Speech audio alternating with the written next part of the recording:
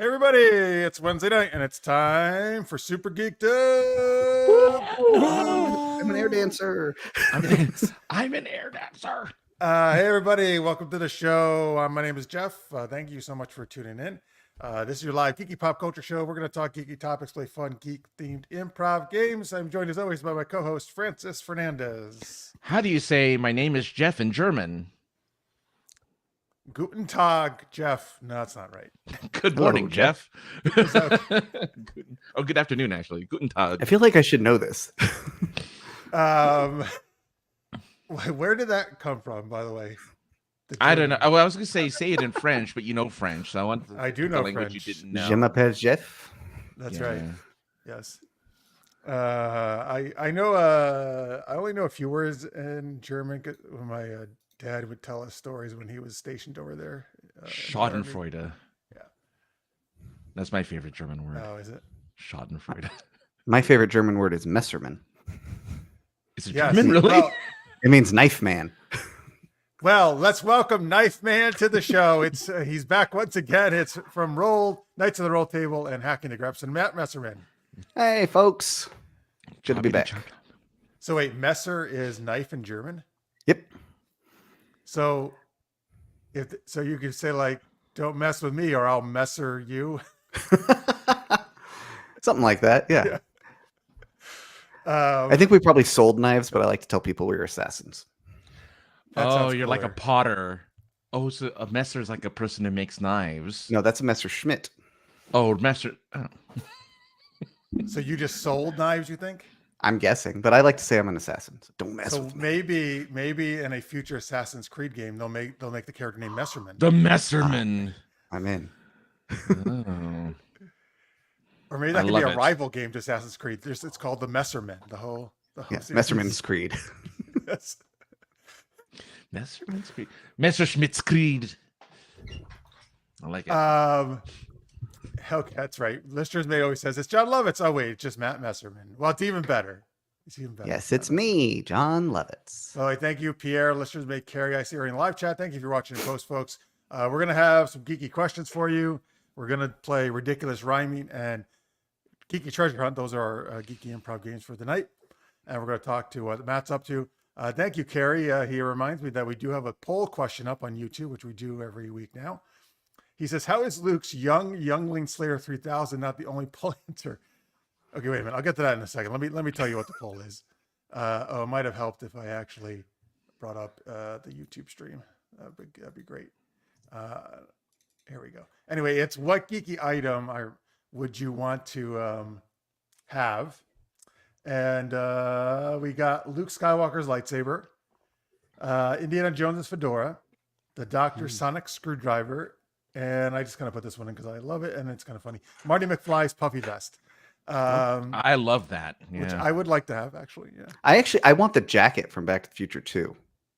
Like sizes itself to you. Yes, and it dries right itself. Yeah. It gets wet. You're right. That's a good one. they're Actually, everything's reshowing got a it vote so soon. far. I'm really happy to see that. Everything got a vote.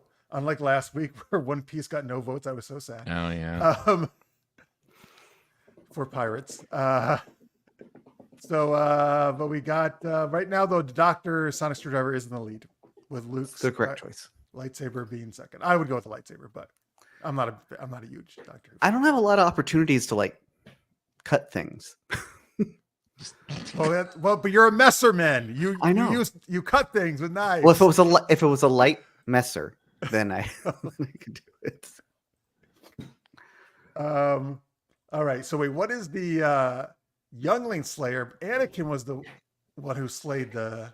Oh, But that's Luke's lightsaber is Anakin's lightsaber. So I was thinking his green one, but you're right. His original one is Anakin's, the blue one. Yes. Yeah. That's right. Wow, that's a different take on that lightsaber. Which one did he throw in the ocean? Any. He throws one in the ocean. In one, Yeah, in the one way of the sequel films. It's like, yeah. What? In the Last Jedi, he throws. yeah, He throws the one that Rey gives him, which because is at the end of Force Awakens, Rey holds out the lightsaber to him, and then the first scene of the next movie, he grabs it and just like chucks it over his shoulder. it's Anakin's. It's Anakin's. It's Anakin's, right? Yeah. Okay. Well, no wonder because I pretend none of that stuff exists. So that's why I forget it. Try All not to right. think about it. Yeah. All right. So you can vote in the poll, folks. Hello, Chaz. Thanks for being here. We appreciate it. Anyway, France, what is our first geeky question? All right. Well, look. Now that we're knifing it up, and this character actually uses a lot of knives. With the Tomb Raider that's on Netflix right now. It debuted last week. Debuted? Well, it's pronounced debuted, but I like to say debuted. Right. So we want to know, who's your favorite video game heroine minus the E? I mean heroine with the E. With the E. Very different question otherwise. What is your favorite? Who is your favorite video game heroine? I have an easy answer to that one. Yes. By the way, folks, if you don't like video games at all, you can just give us your, I guess, heroine of any property instead. Sure. But fictional heroine. If you like it. Yeah. Okay, what's your easy answer? Samus from Metroid. Samus Aran. Yeah. She's the original heroine from video games as far as I'm concerned. Well, it's interesting. I was looking at a poll, and one of them had Ms. Pac-Man, I guess, which would have predated. Oh, I didn't think of her. Yeah. But Samus is, you're right, one of the first. Yes. Yeah. I mean, she and then so obviously, I'm a fan of Zelda. So Zelda. Yes. Zelda, 100% Zelda. Yeah. Yes. But the new Zelda game is actually a lot of fun if you haven't played it. I haven't yet. You get to play as Zelda, which is kind of rad. Oh wait, what's it called? Oh, Echoes of Wisdom, I think. That's it. Yeah, it is Echoes of Wisdom. Wait, yeah. Is it a different kind of game than the main Zelda games, or is it the actual no, it's similar. It's the same idea. You got dungeons, you got stuff, but she doesn't use a sword. She has like a wand, and she can like create echoes of things. So you like spawn monsters to fight for you and things like that. You can also basically turn into Link and hit people with a sword. Oh, okay. But wait, is it tied into Breath of the Wild and whatever the other one is called? No, I haven't finished it yet, but I have a feeling it's like I have a feeling it's going to be an early prequel. The Zelda timeline is so messed up. None of the Zeldas really, except for Breath of the Wild and the other one, the one after that. That's the only Tears of the Kingdom. Yeah, those are the only two sequels, right? Oh, and there's the first... two others: the Zelda and Link to Adventures of Link. I believe immediately follow each other, and Ocarina of Time and Majora's Mask. Okay, so they only do two. They do a first one and then a sequel, but they don't do like a series, I guess. Yeah, I want my Twilight Princess sequel personally. Ah, yeah, that was a good one. I like that one a lot. Yeah, I think Matt just said he wants more Twilight movies, folks. Yes, definitely. Yay! I'm a Stephanie Meyer stan on. I actually enjoyed some of those movies. I have never made it through one. I walked out of the room halfway through, not even halfway through the first movie that I saw. I was like, when he stops the car, I was like, nope. I walked out. Oh, you know what I did just see? And folks, you can put your answers to this in the chat, by the way. Video game heroines, your favorites. We got Samus and Zelda here from Matt. There's what the fuck is it called? Oh, it's called Vampires Suck. It's a parody of Twilight. I saw it last week. It's like Scary Movie and like it's like Scary Movie vein. It's amusing. I mean, they kind of take all 5 Twilight movies and compress it into one thing, which is easy to do, I think. Yeah, but I will say, the girl who plays the Bella character nails Kristen Stewart's mannerisms. Like she's got it down cold. Like in that movie. I wouldn't think those are your kind of movies either, but cool. What? Oh, parodies? I like some parodies. What do you mean? I don't know. It just I love seems vampires. And then, Twilight's, I think, ripe for parodying. 2010. So the scene you just talked about, the car one, they do it, but he goes there, he zips over there, he's in time, but then he zips back, takes her friend, and uses her friend's body to stop the car. Oh, geez. That's way better. I like that. And so he's like hobbling around the rest of the movie, like with crutches and like a cast and everything. Amazing. All right. Tammy says no glitter vamps. Okay. So she likes, her vamps differently. We got some video game heroines, Morgan and Felicia, Dark Soul. Nope, not Dark Souls, Dark something. Come on. What is it? The fighting game. Darkstalkers. Thank you. Darkstalkers. Morgan's a vampire, actually. She's the hot vampire. girl in that. Yeah, I only know Morrigan from like I think it's Celtic mythology or Scottish mythology or something like She's that. also Morgan. Are you talking Oh, about? Le Fay. Oh, Morgan Le Le Fay. No, Fay. not Morgan no? Le Fay. Oh, That's Morgan Le Fay. Arthurian legends, but Yeah. the Morrigan, the Morrigan. I don't know. All that right. I don't know Well, we much got about her. Ms. Pac-Man here. Yeah. So absolutely one of my probably top 3 choices would be Chun-Li. Pierre, I'm with you there. Good I love choice. Chun-Li. Let's see here. Playable characters from Carrie says Kasumi from Dead or Alive. Nice choice. Melina from Mortal Kombat. What's Francis? Why? Because these. Keep going, yeah. All right, come on, dude. You know you like these characters. Non-playable characters: nightclub hooker. Oh, from Grand Theft Auto Vice City. I see. Yeah, we read ahead and started laughing. Yeah, I did. Yeah. I was excited because I like Kasumi, but yes, all right. The hookers are exciting. I've never played a Grand Theft Auto game, but I'm actually very excited for number 6. It looks cool. I think Vice City is still my favorite of the Grand Theft Autos. Never played. Well, we're back. So there you go. We're back in Vice City. Oh, is it 6 in Vice City? Yeah. Modern day Vice City. Yeah. Oh, I liked the '80s vibes. Yeah, of Vice right. City. Yeah. That was what I better. enjoyed about it. That would have been better if it was 80s, but sadly, no.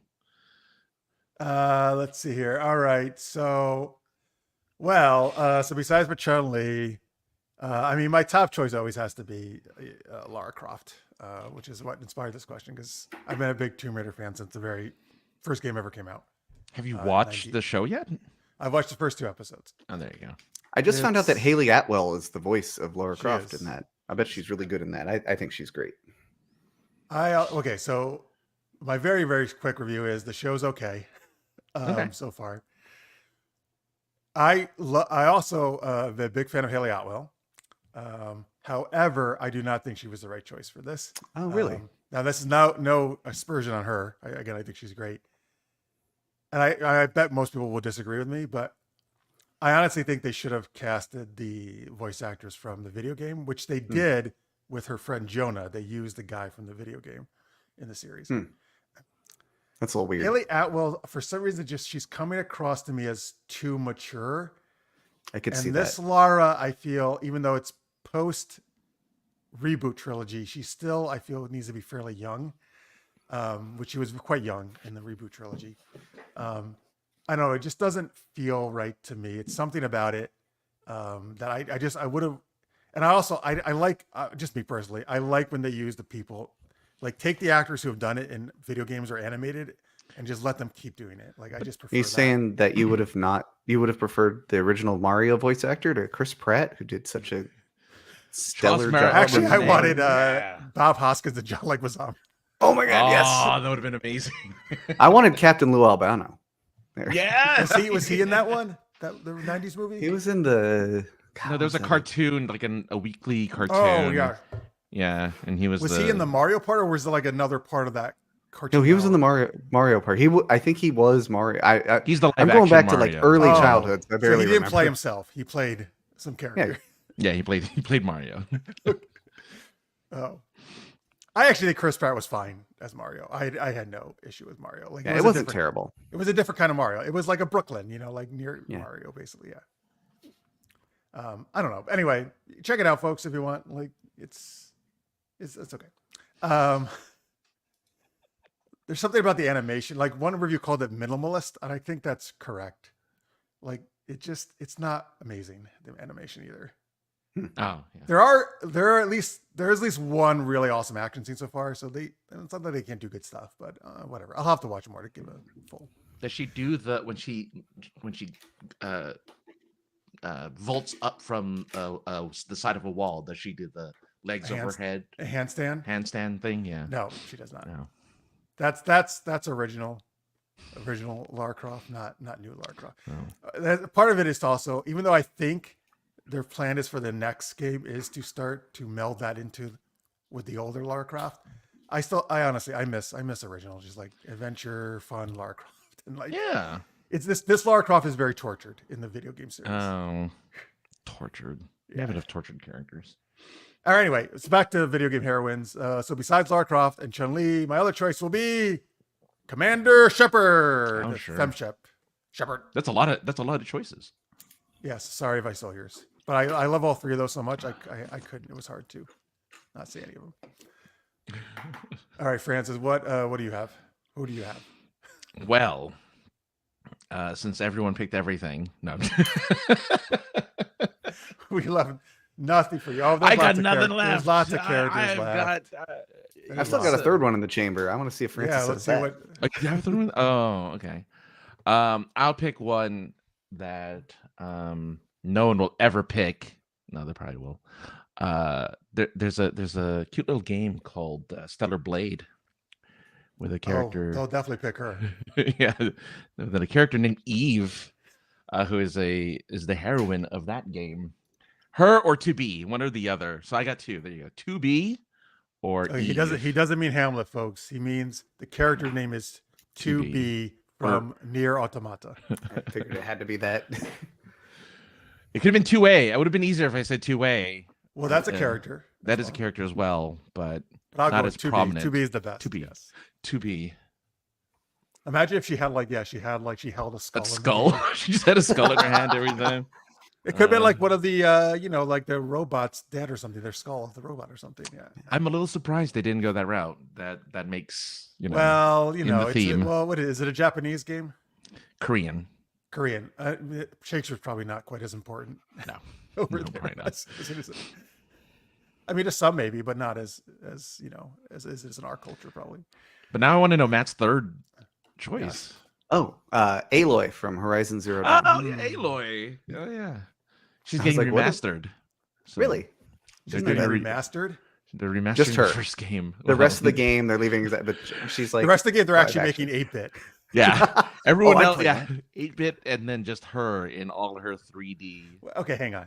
1000-bit glory. I'm assuming you mean the original game. That's not that long ago. Why are I we know. It really wasn't. remastering? People are I upset. lived in this house and I haven't lived here that long. People are upset. They're like, why are you making this remake? The It second doesn't- game just it's came not out like a necessary." year or two ago, right? Yep. Yeah, something like that. Yeah. So the I mean, come on. apparently it's a remaster or something. Not a remake, it's a remaster or whatever. So anyway. It's Well, I a money certainly grab. hope they wouldn't remake it so soon. No. Yeah, it's money. Exactly. It's money. That's what it is. I mean, I would not buy a remaster if I've already played the game, though. I would imagine know. I mean, I imagine okay, the here. target is people who haven't played Yeah, it yet. exactly. Yeah. I will. Okay, that's not true because I bought the Tomb Raider, but that's redoing the original trilogy from like 25 years ago. So Yeah, that's that was a different. big change. Like, I don't think it can be that much different from like 4 years ago. Thank you for. I never know how to say her name. I always want to say Aloy. It's Aloy. Aloy. Yeah. Yeah. I called her Alloy for a while because I tend to play video games without sound on because I don't like wearing headphones and I got people around. But then I the second game I was like, oh, I'm like, oh hey, Lance Reddick's doing voice. That's cool. All right. Let's see here. We got Rainbow Mika from Street Fighter V, but only because Bonnie Gordon does the voice. Oh, okay. Yeah, I know the Mika Oh, character. there you go. I was tempted to try Outlaws, Star Wars Outlaws. I have not played it. There is a female protagonist. I don't remember what her name is. Does anybody? No. No, Okay. I've heard the game's really good. It's on my list to play once it can play on the Steam Deck. Oh, wait a minute. You're saying it can't play Star Wars Outlaws? I don't know. I haven't checked recently. Okay. I'll I have actually to check. upgraded to a ROG Ally inside my Steam Deck, so because I can Huh? play more things. Yeah. But now I gotta find somebody to take my Steam Deck. Steam Deck's great though. It's a very good console.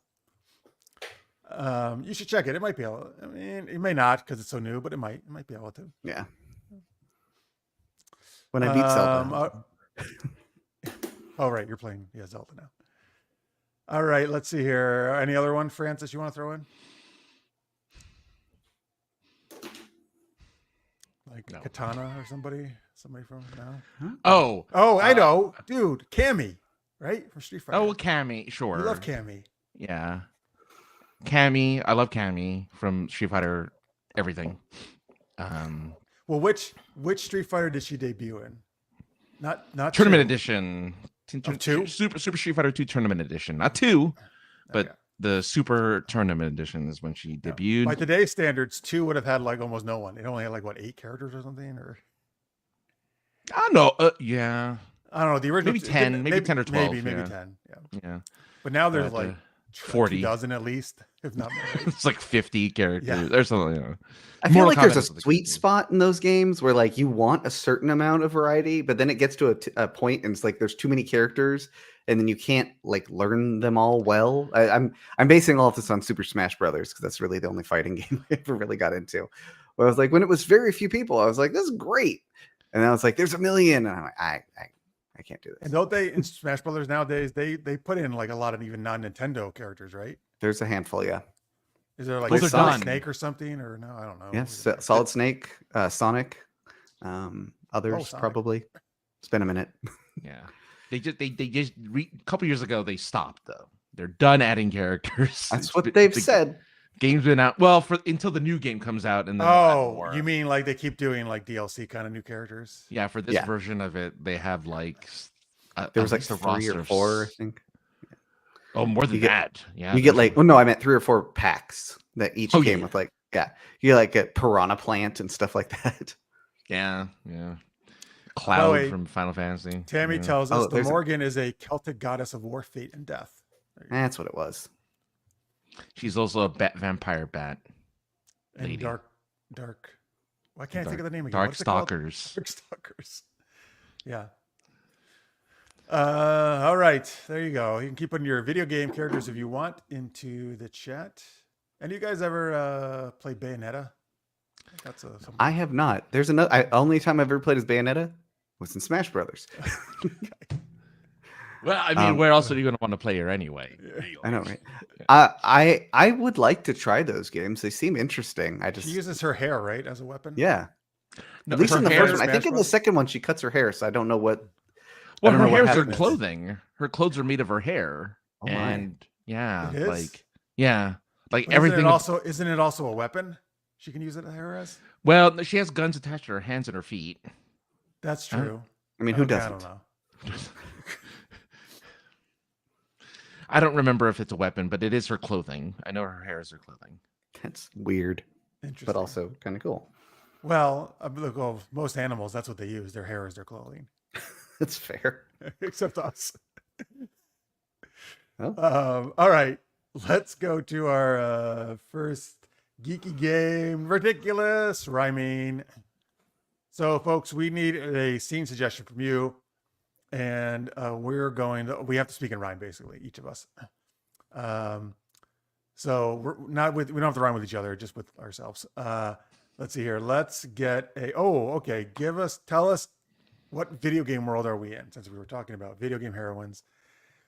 Give us a video game world to be in, and the 3 of us are magically transported into that world. And through that magic, for some reason, we can only speak in rhyme. Is there? It's like the side effect. Magic always comes with the cost. The cost here, so we have to speak That's in right. rhyme. Yeah. We're gonna get to we got a cost with our other game later. We're gonna have a curse in Geeky Treasure Hunt. All right.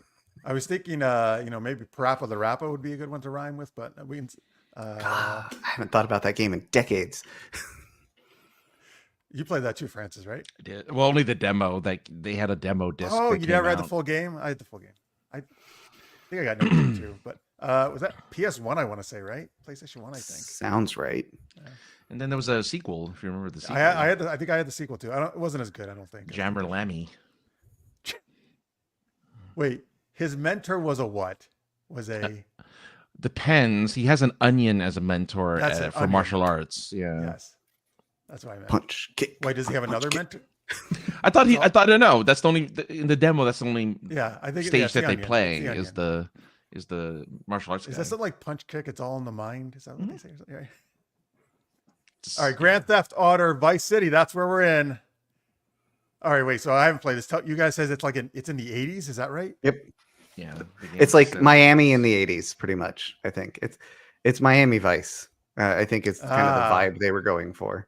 Okay, gotcha. All right, I got it now. Miami Vice in the. All right. So we're in Grand Theft Auto Vice City, and we can only speak in rhyme. This is ridiculous. Rhyming. Francis, kick us off. Oh, jeez. Okay. What? Yo, dudes, man, this is totally rad. I feel like this city is super bad. Yeah, man, check out that hooker. She's really pretty. I love it here in Vice City. Yeah. Yeah. It's like Miami, but it's nice. Holy shit, there goes Vanilla Ice. Don't say those things. Don't give me crap. Especially with that ninja rap. All I want is money and fame, but first I'm going to go steal this plane. Oh, great. I hope there's no snakes on the plane. We'll have Samuel L. Jackson to blame.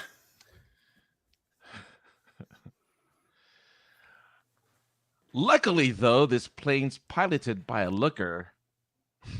Of course it is. It's a Vice City hooker.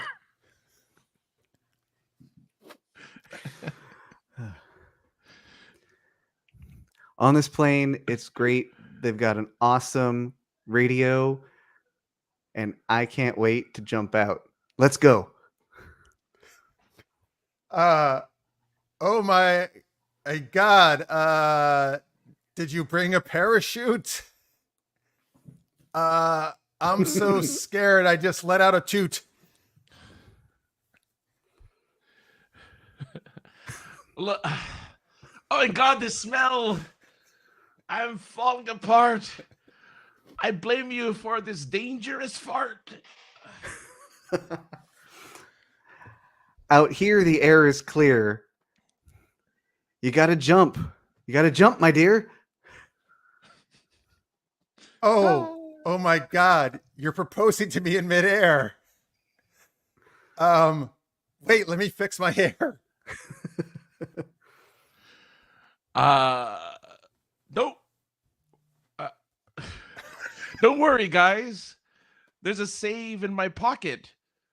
Because I've got these two guys named Tubbs and Crockett. All right. Oh, you got one? Go ahead. Sorry. Oh, no, I don't. I just said, Okay. wow. Okay. I was going to end it with Tubbs and Crockett because That's the way to end it. Yeah. How do you beat Tubbs and Crockett? Why did Nobody you can. how did you have them in your pocket? Small. It's the only thing I think of that could rhyme with Crockett. Crockett, Like Crockett. Well, maybe you had they were like Ant-Man. They got miniaturized and then you know. Here I have a gear and sprocket. Look over there. It's Tubbs and Crockett. Oh, okay. I could have done that. That's Or you're enjoying your hot pocket. You know. I don't think did they have hot pockets in the 80s? I feel like I feel like they did. I feel like they did. Like the late 80s, Yeah. I feel like. Yeah. I've been watching as I don't know why, as kind of like background sound. I've been watching a lot of 80s and 90s commercials. Like YouTube has just back-to-back commercials from that era. Yep. And we did a lot of jingles. I don't know if we do jingles anymore because I don't see ads as Really? much as I do. And boy, things were cheap back then. Oh my God. The things that they were advertising for like $1 to like $5. It was the most insane things. A meal. In 1992, I think I had a really bad stomach flu for 2 weeks, and there was some commercial that was on all the time during that. And anytime it came on afterwards, I would get psychosomatically sick to my stomach. Do you Now remember I'm what the commercial terrified. was? I both do and do not want to go listen to a bunch of 90s commercials now to see if I can figure out which one it was. Oh, I really want to know now. Oh right, yeah, no, you're stomach you sick. No, I tried to block it out. It was It'd be it was kinda funny. months that would happen. Now I gotta know. I want to just what could I'm curious what if there's no connection, If it was an acid commercial, okay. Oh no, maybe. it was like a toy or something. Oh, it's Like like a it was nothing connected whatsoever. It had a song, and it was the song and the jingle that triggered it after a while. And that's the other thing I like too, is there's a story to a lot of these commercials, like a 30-second story for like the toys or any type of commercial. Yeah. It's just like a little story. I love it. Anyway. Yeah. Well, they have that amazing peanut butter commercial where like the sharing of the sandwich and they take a bite out of the middle. Like there's some good commercials back then. Yeah. Yeah. Well, the Folgers commercials with Giles from Buffy had a whole ongoing romance between him and his next door neighbor. Giles was in those? I don't remember that. Before he was Giles, Anthony Stewart Head, he was in the Folgers commercials. And it was him Wow. and this woman who like lived next door in the apartment, and they would be this continuing like series of commercials. I want to watch that now. I like that. I'm gonna have to find that too. I mean, I watched a series of Japanese commercials that had a storyline as well. So I need to watch. Was it the long? Yes. Yes. My That's an favorite. amazing set of commercials. Such a great commercial.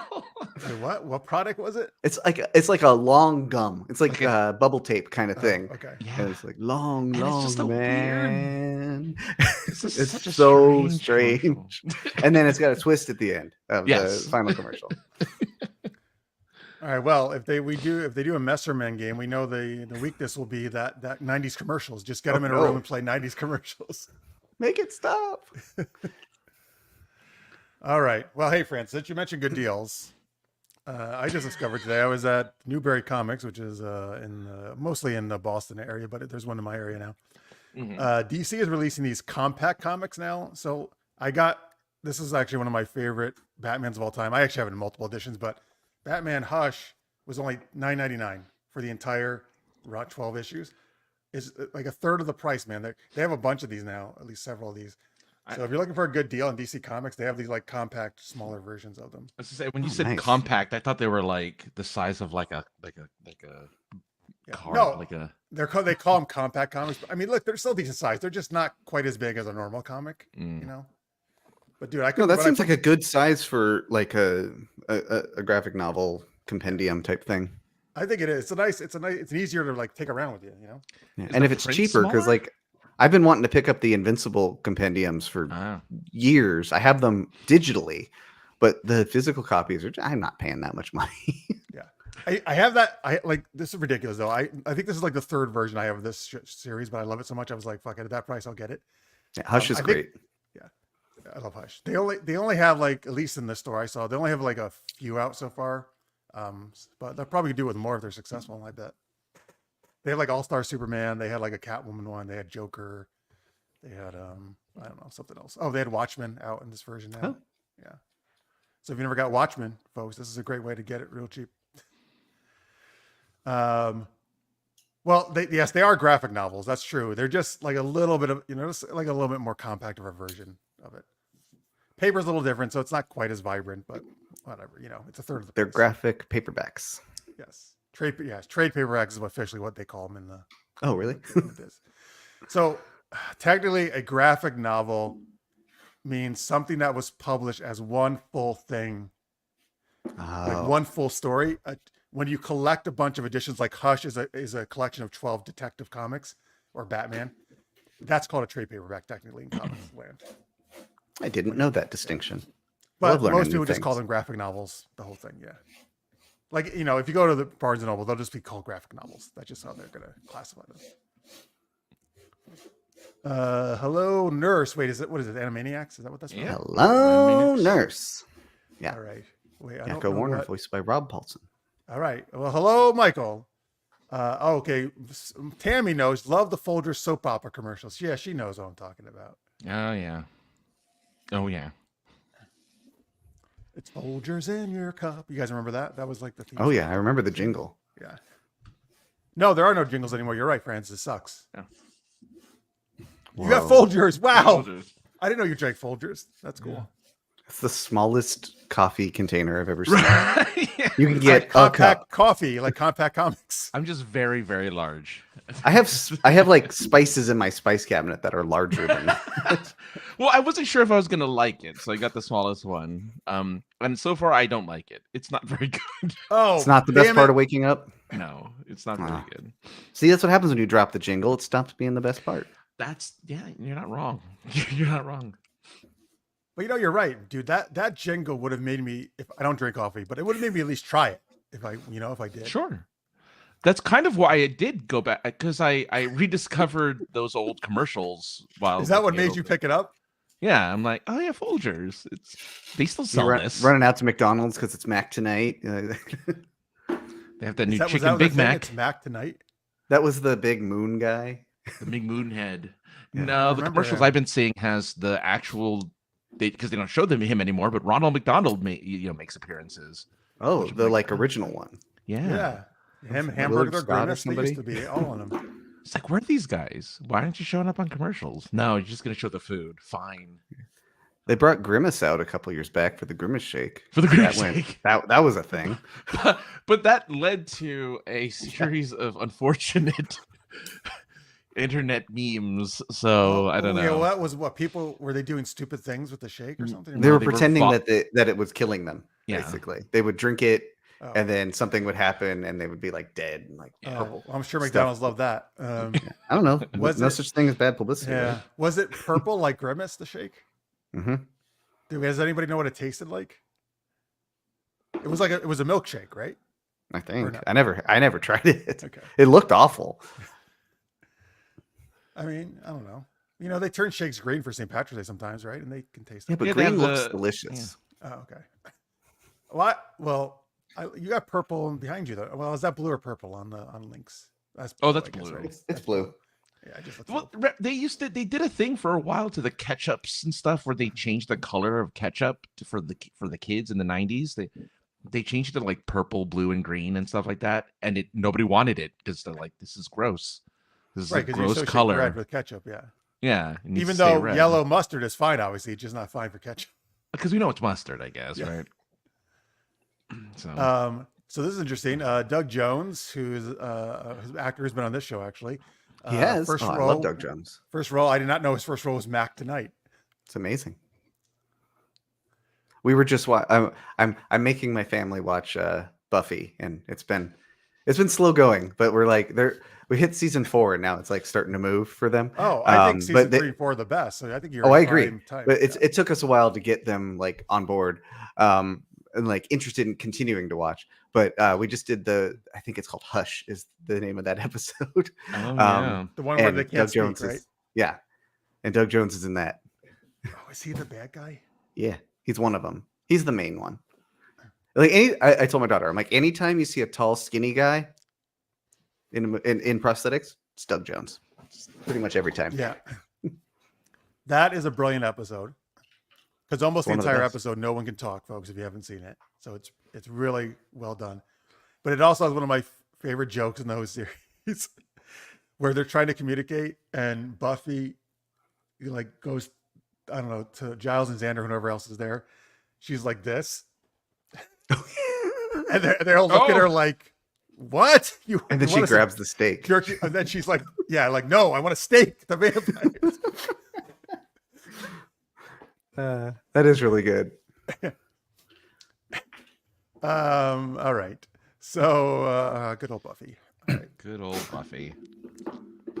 That's good. Good that you're introducing your kid and your wife, I guess sounds like too, huh? Yeah. She hadn't seen it before. No, we watched Angel together, but for some reason she never saw Buffy. I don't know how that That's happened. She's starting with Angel, huh? Interesting. Yeah.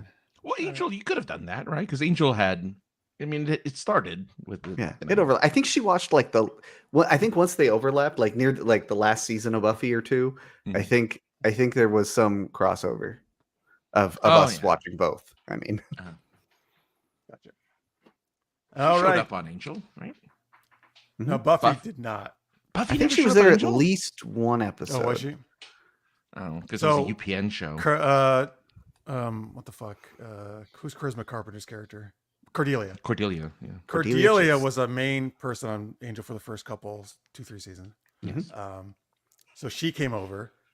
They brought Faith over at one point for a little bit of a Oh. guest spot. Oh, Faith, yeah. Faith is actually, her and Spike are my two favorite characters. I love Spike. He's great. The 4th season with Spike is so much fun because of the whole brain thing. And it's been so long since I watched it. Yeah, but I think Spike was on Angel too. I'm sure at some point. Oh, he was near the end. He showed post Buffy. He shows up. Never on mind. Now I Angel. remember. That was so fucking. It was really stupid. But Yes, he it was. He died in Buffy, but they're like, ha, he's back Yeah, because we can't get rid of him. So now he's on Angel. yeah. Oh, that's right. Oh, yeah. Yeah, they It magically still blows just my put him mind back. that James Marsters is not British. Like, I know nobody. never. Nobody thought he was American. I guess right. He's American, right? Or Canadian or whatever. I remember he showed up on, I think it was Smallville, and he's doing like his accent. I'm like, this is a terrible American accent. It doesn't sound real at all. Imagine someone said that to him, and he's like, "Dude, this is my real accent. This is how I talk." Like, no, you don't. You don't sound like that. That's right. He played Brainiac on Smallville. Oh, that's right. Yep. Okay, here, wait. I gotta share. So we were speaking of the Captain Lou, right, as Mario. Mhm. Yes. So listeners may just sent me a photo of him with a very well-known person.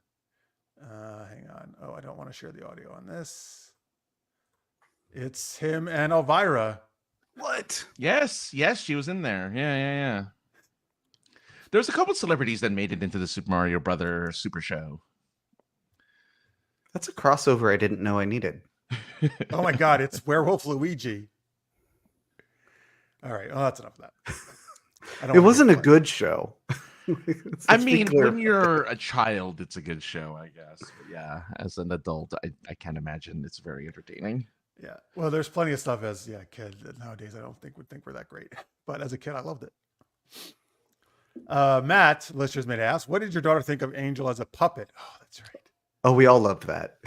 It's so ridiculous. They did a whole puppet, right? Episode of Angel. Yep. Was it Angel or was it Buff? I'm pretty sure it was Angel. I think it was Angel. Yeah. I remember watching it, and I remember it was weird. It was. And I remember enjoying it. It's ridiculous, but it's funny. Yes. Yeah. They did some very unique stuff and funny stuff on Buffy and Angel.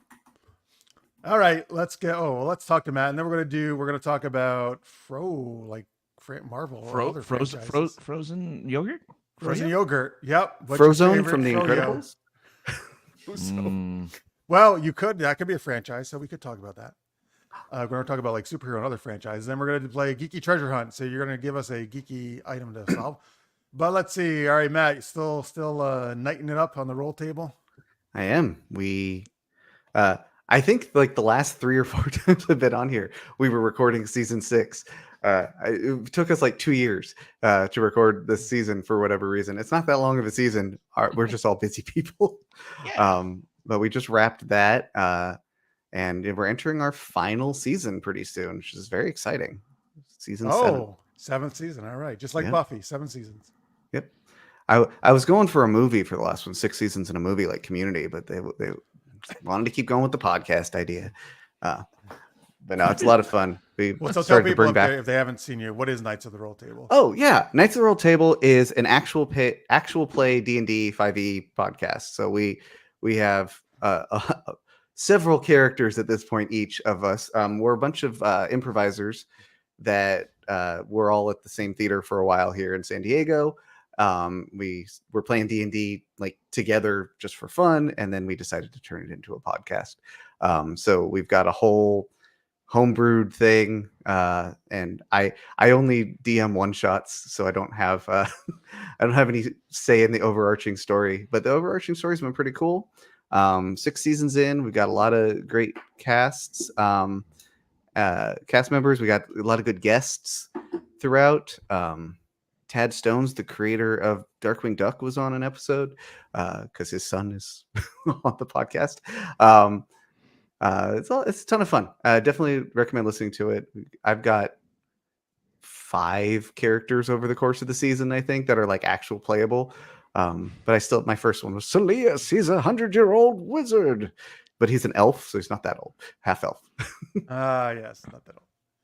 Rolltable.podbean.com is where you can, or I'm assuming your podcast thing. Yeah, you look for Knights of the Roll Table. We're on basically every major podcast thing. Podbean is just like the place we upload them to, and an easy place to reference. That's night with a K, folks. So after season 7 done, just done, no more. No, another. Until the reunion. I'm hoping that we'll maybe try out like some other other Systems? TTRPG systems. Mm. You know, I recently ran a campaign for my friends in the Avatar: The Last Airbender, Avatar Legends TTRPG, and that Oh. was really fun. That introduced me to Powered by the Apocalypse, which is the system for that. And I'm Oh, like, they this use could, power. Yes, Apocalypse is yeah, great. I yeah, love like this that. has this could be really good for our group in particular. There's a couple of them out there, so I'm hoping we'll do something with that once we wrap all this stuff up. All right, and your other podcast is Oh, my other podcast is called Hacking the Grepson. That's like hacking the Gibson from the Hackers, except someone else already had that name, it turned out. So it's Hacking the Grepson. That is it's myself and my friend Mike, who he and I have been friends for years. We're both like software engineers in very different areas. And we talk about our experiences and various topics in software engineering. We're coming up on our favorite season for this show, which is in December. There's an online programming contest basically called Advent of Code.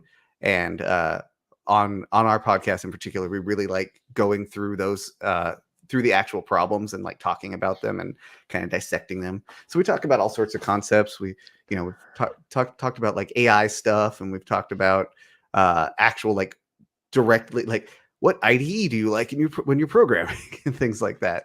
So it varies, but our goal is to kind of discuss these things at a level where people who don't know about computer science and software and stuff can get to learn about it a little bit more and understand that world.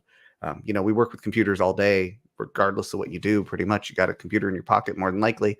So it's good to know how those kind of things work. What are your thoughts on Optimus? Optimus Prime, he's That's Prime? awesome. The weird AI robot thingies that were at the Tesla event. I'm all for AI. I think we should just put Embrace. AI, put robots in charge of all work, and let us just retire. Let us just all relax. Yeah, why not? You build your compound. Yeah, there you go. Robots, get to work. You can live here in this closet Until they put us to work. Well, when we become their batteries, and Right, like the they- Matrix. yeah. Although at least you do get to live in a great fantasy. Well, sort of. No, because Okay. it's real life. But you're right. It's not. You're right. Actually, you're kind of just doing a normal job in that world, aren't you? Because Yeah, they so tried here's- it. Yeah. If the Matrix existed and we knew that, and we could just set it up the way we wanted, why wouldn't we want to live there? What? Among other, like, I'm 45 Yeah. years old. My body is falling apart, right? Plug me into a computer and let me not experience pain anymore, and like just do whatever. Oh, I can fly now. Great. Why are we not doing this?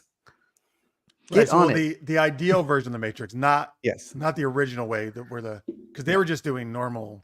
Well, because Yeah. they tried paradise, and apparently the humans rejected a perfect world, and that's why they What? went back. Yeah. Oh, you mean the humans didn't believe it? Is that the problem? Yeah. That's what's implied in it. Yeah. Yeah. That's why I think you just say, "Hey, you're in a simulation," and I'm like, "Great." Exactly. Can't tell So the difference. Who cares? Yeah. You know, the whole Ignorance scene is with what's his name, Cypher. Yes. It's like, I know this stake's not real. But Oh, it's my Right. favorite scene. Yeah. Well, that's true. A lot of people, yeah. I mean, a lot of people would like the holodeck, right? Like in Star Trek. Oh, like, yeah. people got addicted to the holodeck because it was so Oh, yeah. amazing. I would so be Barkley. Yeah. I'm like, yeah, let me get in there and make fun of all my coworkers. There's apparently guys. every iteration of Star Trek That's what he has to did. every iteration of Star Trek has to have a guy who's in love with a holodeck woman. Apparently, Well, Riker was with Minuet. Yes. And Geordi. and George. Yes. Very Laura- problematic Correct. relationship on Based that on a one. real woman, but yes, it was a Yeah. AI version. Yeah. Harry Kim falls in love with AI that Tuvok ends up like stealing away from him. What the in fuck? Voyager. Tuvok. Yeah, because the AI gets all fascinated with Tuvok's intelligence and his. All right, I'm No, sorry, whatever. but could they possibly have made Carrie Kim any more pathetic than they did? It's ridiculous. Oh no, they need to. They needed a Geordie on Voyagers. They gave it to Harry Kim. You made me so sad. I'll bet there was no holodeck romance on the original series because there was no holodeck. No holodeck in the original series. Now, Did Bashir ever fall in love with a? no, DS. I mean, he did the amazing Bond holodeck thing, but he didn't fall in love. It was like, he was just playing out a Bond character. I don't think anybody fell in love with DS9. Nog did get like where he wanted to live in the holodeck, but that was because he had post-traumatic stress from his injury in the war, and he didn't want to live in the real world. I mean, But he wasn't in love with anyone. He just like he wanted to live in that world. Wait, who married the Dabo girl? His father, Ram, married Ram Lita, did. the Dabo girl. But she was real. She was not. That's right, she's real.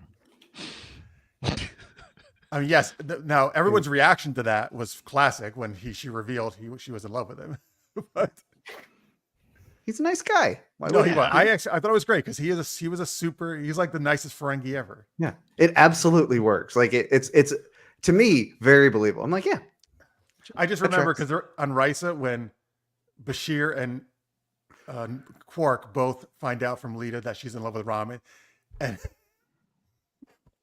he's like, my brother Ram, his brother Ram. Like they just can't believe it. Oh. No, we're wrong. This is right after she broke up with Julian, by the way. So Julian just found out he got dumped because of Ram. Wow. Oh. Julian had a hard time with love too, in general. Until the end.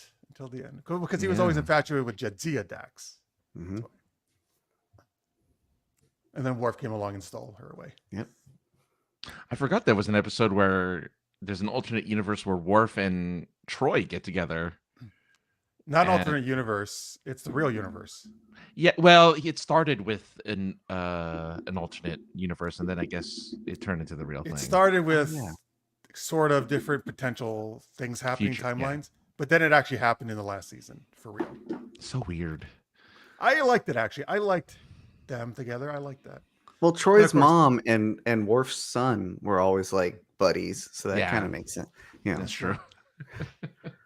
Just turn it all into a big family. I'm surprised Worf didn't try to send him off with her too to live.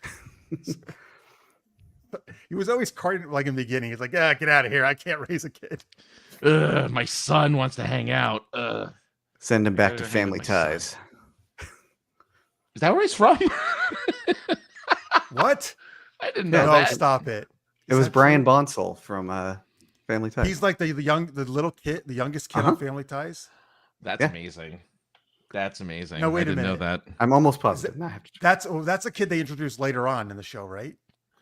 I think because I remember just being Michael J. Fox and the two girls on Family Ties at first. Yeah, I think he's someone that they introduced later. I don't think he's in the first. Sitcoms season. they always did that, man. Like the Cousin Oliver syndrome. You got to keep the little young cute kid in there. You know, once the kids get into the awkward teenagers, you're like, Wow, I did not know that was. I never knew that was him though. That's amazing. I love it.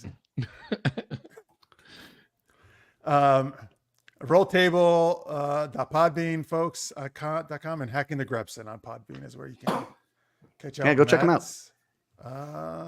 Listen to me be nerdy just like you do here. That's right. Oh, okay. I'm geeky here. I'm nerdy there. In your Knights of the Roll Table, are you going by 5th edition D&D rules? I think listener's probably referring is probably referring to the new, what is D&D 1 or 5? I don't remember what they're calling it. They just released beyond 5e now? They just released new rules. I haven't looked at them yet. We wrapped the previous season before those came out. So I don't know if we're going to look at them for the next season. Wait, I kind of hope not because I don't like what they did with Druids. This is not a 6th edition, is it? No, they just tweaked a lot of stuff, but I don't like what they did with Druids in general. And my favorite character that I play on there is a Druid. So this is like a 5.1 or something? Is that 5. Something like that. I think it seems closest to me to like 5.5, right? Like it's kind of like, okay, we made a lot of changes like they did with like 3.5. And then I think they're like, a lot of balancing things. Oh, interesting. So is there a new book out or are they just online? You can get these? Oh, there's a new book. Yeah. Okay. Yeah. There's a lot of interesting things that they've done with them. There's a lot of new mechanics that I want to try out. And there's a couple I'm just like, well, why would I use this class anymore? All right. Well, that's not good. All I want out of a druid is to let me change into animals as often as I want. Let me be an animorph. Come on, guys. Animorph. Yeah, exactly. That's all I want. Listeners tells us Voyager had an entire episode where an alien race turned the entire ship into a holodeck. I remember that episode. It was weird. Because weren't they like a light-based species or something? And so they picked up their transmissions of some like weird holodeck thing, like some weird I like. don't actually remember this episode. Maybe I don't know if I've seen it. That's I might be making things up. no. I mean, that No, but sounds I think that's logical. what happens, and like the Doctor ends up being real pivotal in that because he's a light-based being. Oh, well, and that's that's an AI character who fell in love with people as well. There you go. Yeah, he falls in love with a couple of them. Yeah, 7 of 9, not 7 women. I mean, 7 women, one of whom is 7 of 9. Listeners always thought that Next Generation should have done a crossover with Sesame Street where Worf meets Oscar the Grouch. That would have been funny, actually. 2 Grouches. Kapla. Kapla. It's like, Oscar, I will teach you how to use a bat left. Gee, I can't do an Oscar impression. I don't even know what I'm trying. All Francis right, is Yeah, that's close. hard. That's a hard one. Yeah. It's like Kermit, but like dark, like down here. I can't do it. It's low. It's low. It's low, but also high at the same time somehow. Yeah. I'm gonna have to learn how to do that one. That Yeah. sounds like a All fun, right, a practice fun for next impression time. to learn. All right, All right. folks. We're going to do Geeky Treasure Hunt in a little bit, but we got our second geeky question. So, besides for the Tomb Raider series, I also started watching the new HBO series, which you can also get on Max, called The Franchise. You don't know what this is. There's only 2 episodes out so far.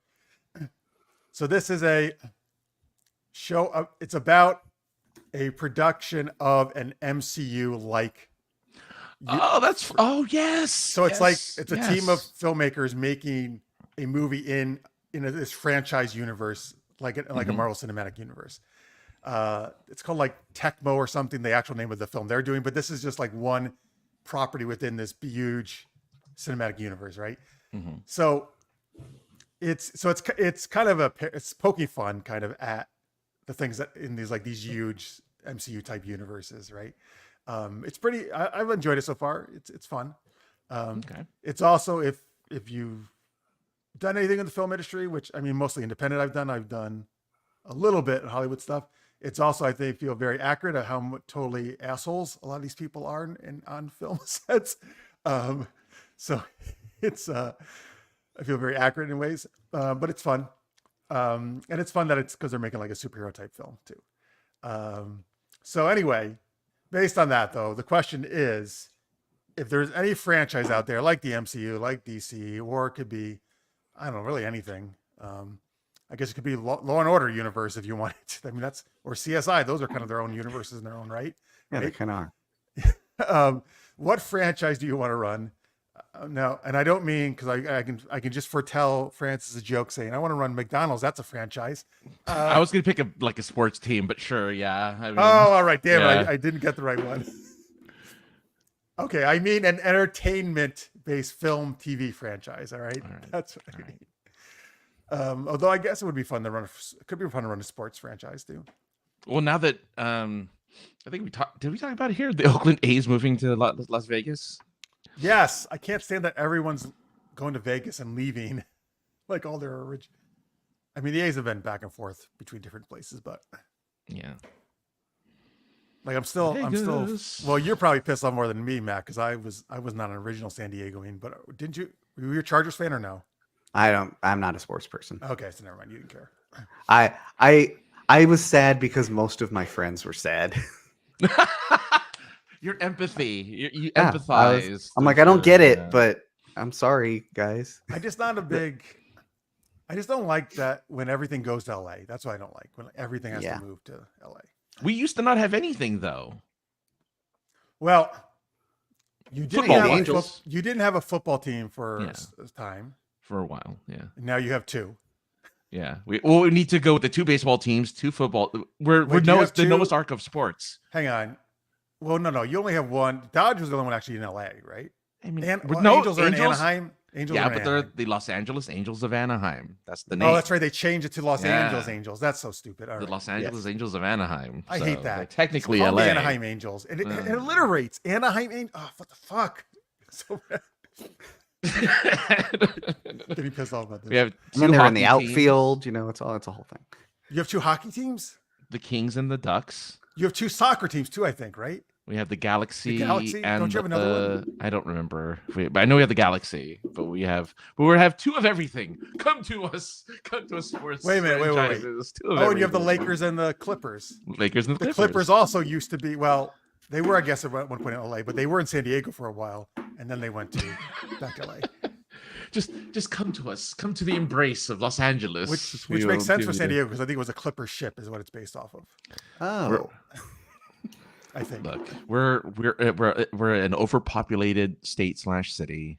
We need all of the we need all of them to come. Yeah, to I mean, us. well, your state's fine because it's so fucking big. You got plenty of room. It just that you got all this northern part that probably very few people live in of your state. No, yeah, The bulk of where people do not live in California is the east part of California.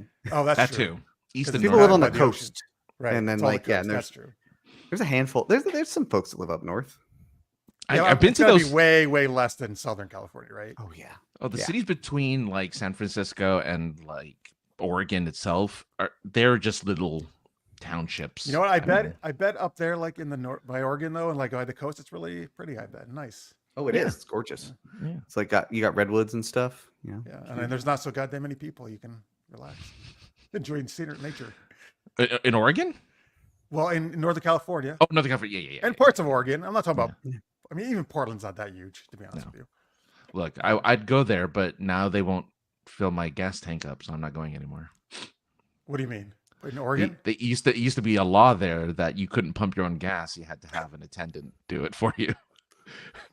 Up until recently, that was like the law there. You couldn't touch. I remember that change happening here, where like as a kid, like a really little kid, I remember like people would run out your car and fill it up, and then one day they would that like wasn't the case. check your oil, clean your windshield sometimes, right? That's why you had a full service and a self-serve Yeah. line in at the gas station. And then the self-service one. Some guy would. Well, run I out always and- I would go to self-service. Yeah. If it's a full service, you got to tip the person. Yeah, but they check your oil. I know it's You nice. know, It's true. they wipe down your windows. I know. So You you can, really like talk that. to them and say thank you. I don't want to talk to people. That's true. That too. Yeah. You're like, oh god, I have to say hello, fill it up. Ugh. That was what you're right. It's like it's a throwback. I feel to the old days, right? Like it's a kind of a nice, which I don't even know if they exist anymore. If anybody has full service, No, that's done. but you're That's saying gone. Oregon just changed it? in the last like 5-10 years. Oh, Yeah, wow. it was All right. fairly recent. All right. Well, anyway, let's talk about franchises now. Not, I guess California. Do you want to run a state of California, folks? All right. Okay. It's not a Listener Space franchise. says She-Hulk. All right. Well, so just yeah. She-Hulk, not the rest of the Marvel universe. Nah, screw the rest of the Marvel universe. Just She-Hulk. You could make an amazing franchise out of She-Hulk. Yeah. Madison with two N's deserves her own show. Oh wait, that. Oh, I want like, a Madison and Wongers. Like that should be a show. Yes. Listeners Okay. Mate, you can run She that. was the most hilarious person on the show. Love that. I really enjoyed She-Hulk, and I understand why a lot of people didn't, but I really liked it. I had a lot of issues with it, but I did love Madison. Yeah. And I'm Nerd a big fan of She-Hulk in the comics too, so I was like, I am too. Let's I go. was not. Yes. So I mean, I would. Yes, I'm cool with more She-Hulk stuff. If you want to do more Yeah. She-Hulk stuff, let's just. and Tatiana Maslany can be in everything as far as I'm concerned. She's great. Big Orphan Black fan. Mm-hmm. Well, I the did- first couple seasons. Once they introduced the guy clones, I was like, no. I never saw the final season. Why I would you watched clone up guys? until that, and then I'm like, I can't finish this. It's so. And now they have a spin-off. That I haven't got watched that canceled. yet, but Oh, did it? Okay, It then got I'll have to bother canceled. watching You it. don't have to watch Got it. what? It Yeah. got canceled? Yeah, it got canceled. No one was watching this. That was quick. Yeah. Well, maybe if they put these things where people could watch them. I tried to stream Orphan Black recently. I'm like, oh, we should watch the show. Yeah, I don't It's know not what on you- any of the services. I think you had to pay for it. Ow. Sorry about that loud noise. If that made a loud Well, noise. wait. You My microphone. mean pay as a not like a Netflix monthly fee, something beyond that? You're saying Right? Yeah. like purchase the actual episodes. Yeah. Because it aired originally on BBC America. Right. But Yeah. BBC America, maybe they still probably have the rights to it. Yeah. I think I don't have BBC America. Might be why. Because it's one of those ones. It's like even if you get like BritBox where you have BBC, I don't think you get the BBC America shows. No. Rights are It's dumb. weird. Yeah. Let me watch things. Tell- All right, so She-Hulk. Tell your company that. I have zero influence, I man. know. Zero. Oh, that's right, because Matt works for Netflix. Yeah. Yeah, call up Yeah, you got Reed monkeys. Hastings. Is that his name? Did I get Yeah. that right? Yeah. Other than She-Hulk, you'd also like to run Galaxy Quest. So that'd be fun. Ah, well, see, that's one of my answers there is Galaxy Quest. That's one of Oh. my all-time favorite movies. So would you actually like to see like more of that?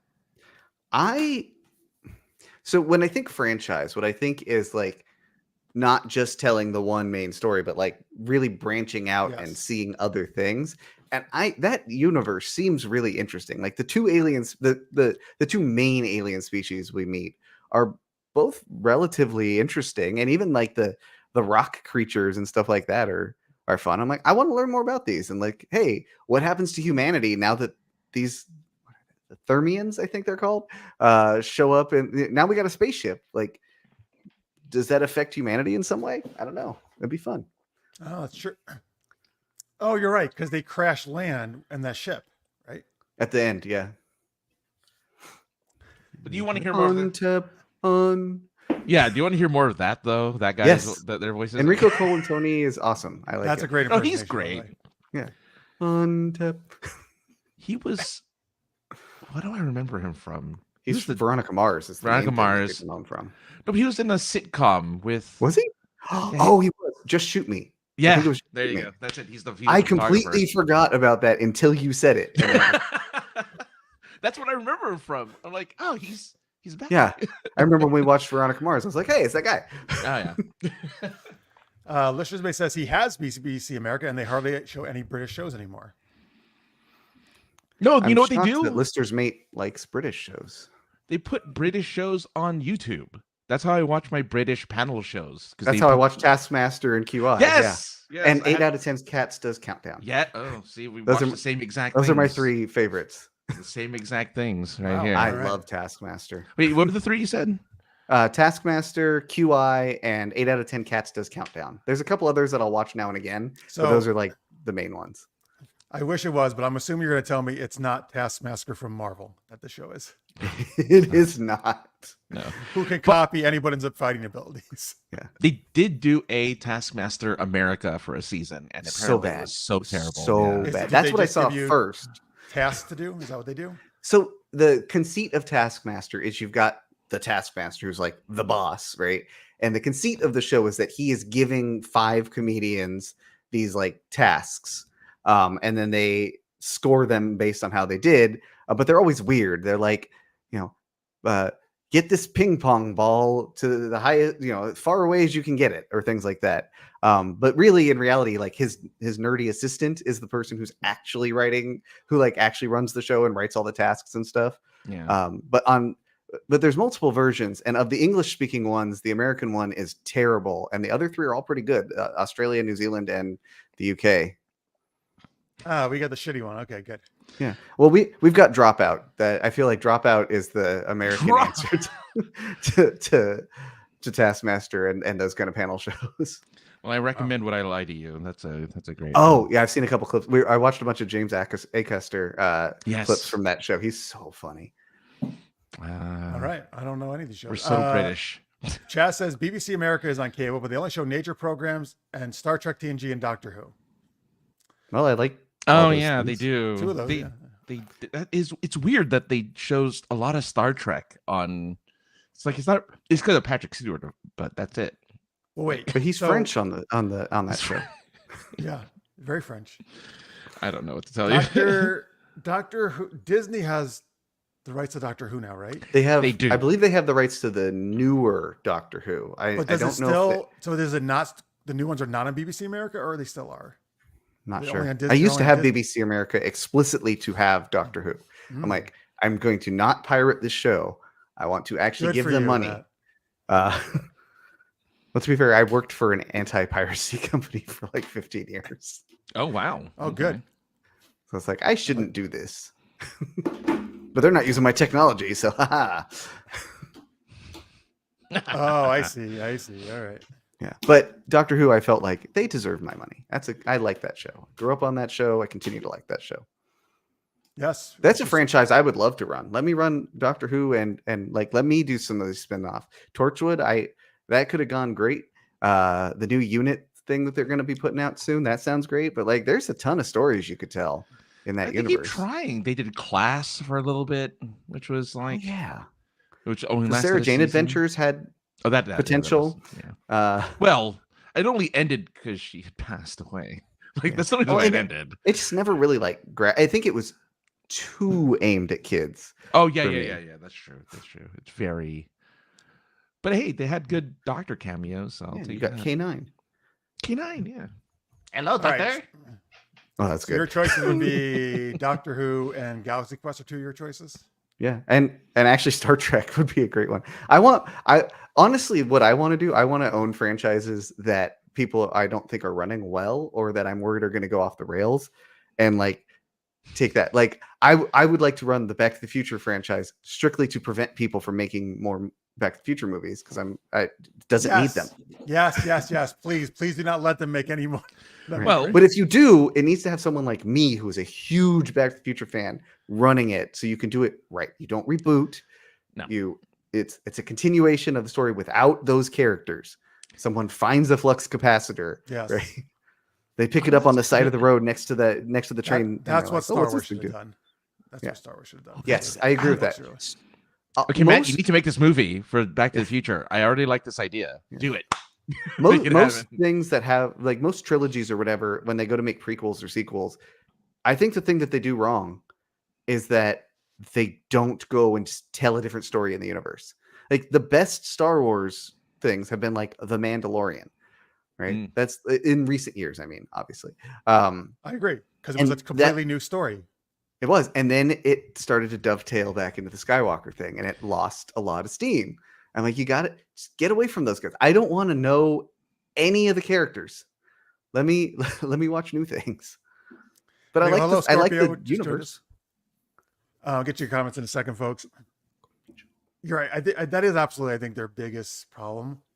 I think they just feel like if they don't put those known characters in, I guess they feel maybe people won't watch it or something. But I don't know. No, yeah, they think they'll make more money if they can give you familiar characters that you know and love. Versus, what I really want is just a good story with cool characters, and I actually want more new characters I can love. New characters, new places, new just in universe. Just a lot of times I'll go watch a movie that's based on some IP or other that I'm familiar with, and I'm like, this would have been a great movie if they didn't base it on this IP. Like, just take that out. And the exact same movie, all the same lines, just don't call it this thing. And it's much better because now I'm not connecting it to that other thing. That's kind of what happened, I guess, with because I really liked the first part of Rebel Moon, Zack Snyder's, which supposedly was originally going to be a Star Wars movie. Oh. But then he just went and did it on his, and you can see some influences there. But I think it's better that he just did his own thing and made it his own universe. And because I didn't have any expectations or anything. It was like, okay, cool. These are just different characters. And you don't do prequels where you're like, oh, well, there's no stakes here because I know these characters don't die. Yep. You got it. Just run everything, Matt. You got it. Tammy would also love to run Doctor Who. Yeah. And Scorpio, hello, Scorpio. Put me in charge of Terminator, please, please, please. All right, I'll do it, Scorpio. If I have done. It's yours. The first thing you have to do is eliminate everything after T2. Was wipe it from canon. I will, and then pick up from there. So I will almost agree with that. I like. Except for the TV show, you can keep the TV show. I like Sarah. Yeah. I like the Sarah Connor Chronicles because Summer Glau.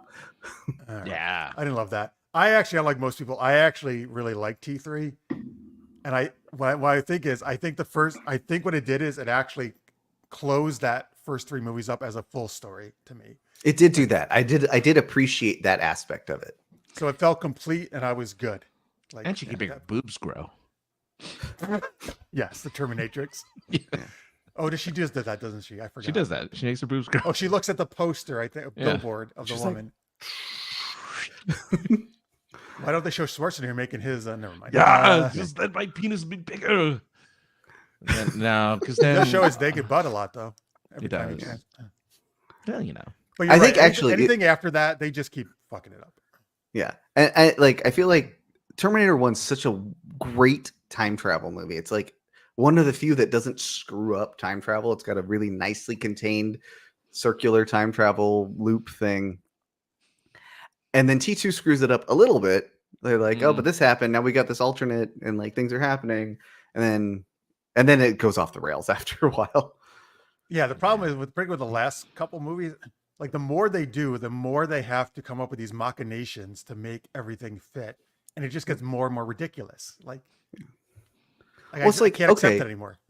John Connor and Sarah Connor, all right, they were gonna be the big thing, but you know, because of all this time travel stuff, they're not anymore. So now we got these new characters. Hey, this guy, this new techie guy, he's starting up a company, and that's gonna become the resistance. Now we got go after a different group. They kind Stop of bringing the same did that characters in. with the last one. They kind Oh, of did did they? that with that last one. I stopped watching after a Wait, while. I thought the last one was Salvation. They brought Linda. Yeah, they Hamilton did, back. but the new savior of the world was a woman and her child. It wasn't her and John Connor anymore. It was this other woman who was like having a kid. And so she was the new savior of the planet. And Sarah McConnor and John McConnor. Right, because then you can work in the McDonald's. Grimace is the Terminator. They say, oh no, they use the Grimace shake to kill all the humans off, and that was an AI. That was a Skynet plant. I'm going to kill all of you. Oh, that's Barney. These are all great ideas. I love this. They are. No, I have not seen. It's the Netflix Terminator animated series. Has anybody seen that? So I don't know how that is. I've heard it's good. It's on my queue. I haven't watched it yet. And I don't know how that ties in, if at all, to anything. Because I don't think it's about any of the main characters. I don't think. I'm not sure. No idea. We'll see. I have no idea. If you've seen it, tell us, folks, if you've seen it. I want to know. Let's see here. Firefly could be picked up with a new crew and stories from the Rim. Maybe have River as a sole legacy, so the Alliance still is trying to sneak into getting her back. Yeah, she's kind of aged. She still looks young. She ages really well. So I mean, there's a ton of stories still to be told in that universe. Like Serenity wrapped up a lot of good stuff. Like find out about the Reavers and all that, but there's so much more I want to know. Yeah, that's one of the few things I would actually be willing to watch a prequel of, because like the whole Browncoats Rebellion thing seems rife for interesting storytelling. I agree. No, that's a whole. There's a whole universe they can I know, like. right? Yeah, there's a whole universe to work with. All right. Oh, so that's why Scorpio says that was pretty much the thesis of my video from before. How the first Terminator movie played by its own rules for time travel, and then the subsequent ones kind of start to mess with that. That's right. There you go. Right on track. Just right keep the rule that you have to be naked to time travel, and you're set. Yep. Right. All you need to do. Listerman wants to run the Muppets because Disney isn't doing hardly anything with that franchise. Ooh. In fact, they are near destroying them, he says. I mean, they're not doing too much with them. That's true. So I want a Statler and Waldorf show that's basically like Beavis and Butthead. are they the old guys in the balcony? Yeah. Yeah, right. They're those guys. I want a show with them watching things just like Beavis and Butthead used to watch MTV and like mock the videos. I want that. Just Statler and Waldorf watch Marvel or something. I don't know. Wait a minute. So those guys in Beavis and Butthead kind of like the precursor to everyone on the internet now who just reacts to videos and comments on them? No, like because I they would say were Mystery Science Theater 3000 that's predates. Yeah. Yeah, it goes before that. Well, it doesn't predate the Muppets though. No, it doesn't. But I feel like a lot of the video reaction things are, I guess they are closer to Beavis and Butthead. Yeah. Yeah, they are. Yeah. Yeah. Blame Beavis and Butthead. Wait, is that all Beavis and Butthead did? Didn't they go do other things? The show was like music videos, them reacting, and then occasionally they would like go do other things, and you'd see like frog baseball, and like they'd go to school and all. Wait, they played music videos on Beavis and Butthead? Huh? Like I think the show. Yeah, I think like the first Beavis and I could be wildly wrong. This is coming off my memory. Beavis and Butthead, I think, was I can't think of his name. Mike something. The guy who Mike guy who did Judge, King of the Hill. right? Mike Judge, yeah. And I think Frog Baseball. Oh, yeah, there you go. I think Frog Baseball was like a short that he did for like Spike and Mike's Sick and Twisted Festival Animation. And then MTV saw that and like, oh, these characters are fun. And they did like a music video with reaction things. And I think it grew then into the larger Beavis and Butthead thing that had actual like storylines. That's They had a movie. Used to be. Yeah, they did. Yeah. They were whacking it in the shed. Whacking. Hawk to a girl? Is that what? Oh God. All right. You mean multi-millionaire Hawk to a girl? Good for her, man. If she is, good for her. Yeah, okay. All right. Again, tell us what franchise you want to run. I guess France and I should give our choices. So I don't know. I just saw this as we were talking because I think this franchise has been completely destroyed in the movies. They have no idea what they're doing. Street Fighter. I want to take the Street Fighter franchise and actually make something fucking. Now they have made a very good animated movie out of it from the 90s. And they made this amazing live action movie from the 90s too. No, okay. There was a terrible live. I know. Okay, sorry. Francis actually does not think this needs to be saved because he loves the Jean-Claude I Van Damme. love that movie. It's so good. But that and the Chun-Li one I think are absolutely atrocious. Oh yeah, no, Chun-Li is awful. No, Chun-Li's awful. I didn't even know they made a Chun-Li that one you'll movie. say it's awful, but the other one you say is great. Yes, Raul Julia's last film. It's true. It has. Who is he in Street Fighter? He's at Bison. And Bison. What? Yes. Yeah. I don't know how I missed this. That's his last role. He did it for his kids. You know. Jean-Claude Van Damme is Guile. Jean-Claude Van Damme's got Kylie Minogue as Cammy. I mean, come on. What? Really? Ming-Na Wen is Chun-Li. Ming-Na Wen is Chun-Li. Like, there's great actors. They did. It's not like they had a bad cast. But then Ryu and Ken are these like two hustlers no-names or something. They're like they're hustlers. Yeah, they're so stupid. Like and the fireball is off screen. What? Oh, they don't show the Hadouken? No, it's a blue light. So he does the Hadouken to a guy, and you just see a blue light, and the guy flying. They spend it all on on Guile's hair. They spend all their money. And the flying mechanics, and Raul Julia's flying mechanics in his magnetic boots. Yeah. Oh my gosh! So I'm I would looking like at to the do Street pictures Fighter. from this. It's ridiculous. It's amazing. By the way, folks, last week after the show, I found out that Street Fighter is the only movie Francis has seen that has Jean-Claude Van Damme in it. It is the only one I've seen it fully. He has not seen any of actual Jean-Claude's like Bloodsport, Kickboxer. No. Time Cop? Come on, man. Time Cop, by the way, if you're going to see anyone, watch Time Cop. That's the best one. All right. And speaking of time travel, on the kitchen, yeah. But that's the thing. That's an actual like a good time travel movie and a good action movie. Yeah. I will, if I can find it, I will watch it. Like I will eventually finish With Demolition Man. Demolition Man, yeah. You haven't watched Demolition Man? I've seen half of Demolition Man. I love that movie. It's ridiculous. Seashells, right? After the seashells, I was about to finish it, and then they took it off of Hulu. I'm like, I guess I can't finish this movie. Oh well. So I'll watch it at some point.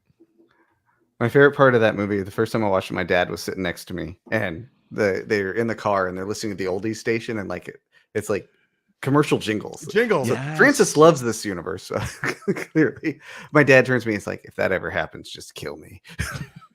Never happened. Luckily, never happened. Yeah, it's still alive. Well, you're right. They all went away. Yeah, You're right. people all went away. This is your universe, Francis. And Taco Bell won the Franchise fast food wars or whatever it's called. Where did You get Taco Bell every day. Unless it's the UK version in which Pizza Hut wins, if I recall. Yeah, same company. Yeah. Oh, is it? Combination Taco Bell and Pizza Hut. Oh, that's true. Are there? See, we have combination Taco Bell, Long John Silver's. Are there Taco Bell Pizza Huts? I've never seen. Oh that. yeah, we had one on campus when I went to school. That was like my favorite place to go because I could. I'm like, do I want pizza or bad tacos? And the company that owns both is Pepsi. Yes, it is. So that's actually one of the main reasons I went there. Is the only place on campus I could get Pepsi. Everywhere else was Coke.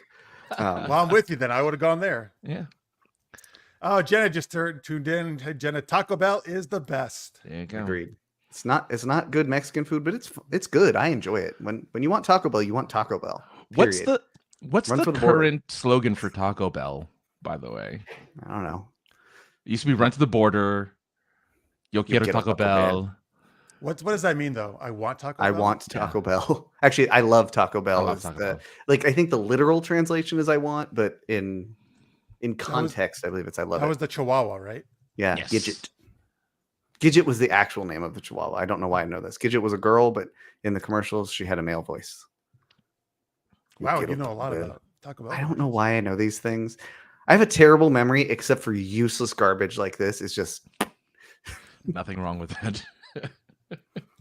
All right, well, we're going to thank our patrons here. We have a Patreon page that people support us. We really appreciate it, folks, no matter what level you're at. But if you go to the $10 level or more, you get a super shout out every week by us and our guests. So I don't know, Matt, if you have that list handy. If not, we'll just kind of read the names to you. yeah, I do. Great. But you folks, you can go to patreon.com/supergeekedup if you'd like to help us out. Again, any amount, even $1 or $2 helps. And if you want to throw $1 or $2 into the super chat, you can do that in hitting the $sign below your chat window. Also, just to get all this out of the way, please subscribe, like, ring the bell, do all the things. We love it. We used to have a thing that would tell you in chat, but it doesn't do it anymore. I swear to God, like every 3 months it pops up and then it stops. I'm here. No. I need to get some good AI on that thing because that's not working. Hey. All right. What is our theme? Let's see. What have we been talking about? We've been talking about franchises. Give you We've been talking- slogans. Slogans? Oh. Okay. But I'd have to look it up. I want to look it up because I'm not going to use. Yeah, we're gonna have to look yeah. these up. Yeah. Like, do you mean any kind of slogan? Oh, any slogan. Any old. I'm going to use 90 slogans. I'm gonna say 80 slogans then. Okay. Matt, We'll just pick all the rest. You've got every other decade. Yep. Oh, these are some good ones. Yeah.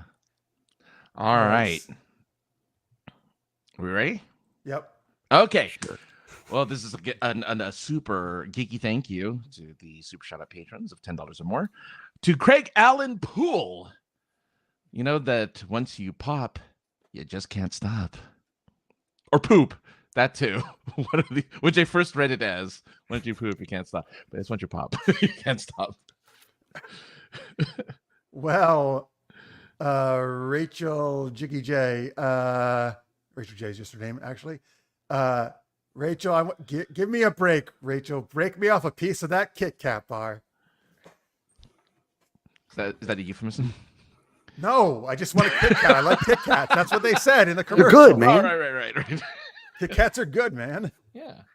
You know, guys, I hear that a diamond is forever, but so are Greg and Rena Horvey.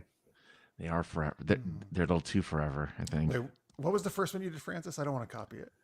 My first one was once you pop, you can't stop. Okay, thank you. You know what, Tammy Anderson, I'd love to know what you would do for a Klondike bar. Oh, Klondike bar.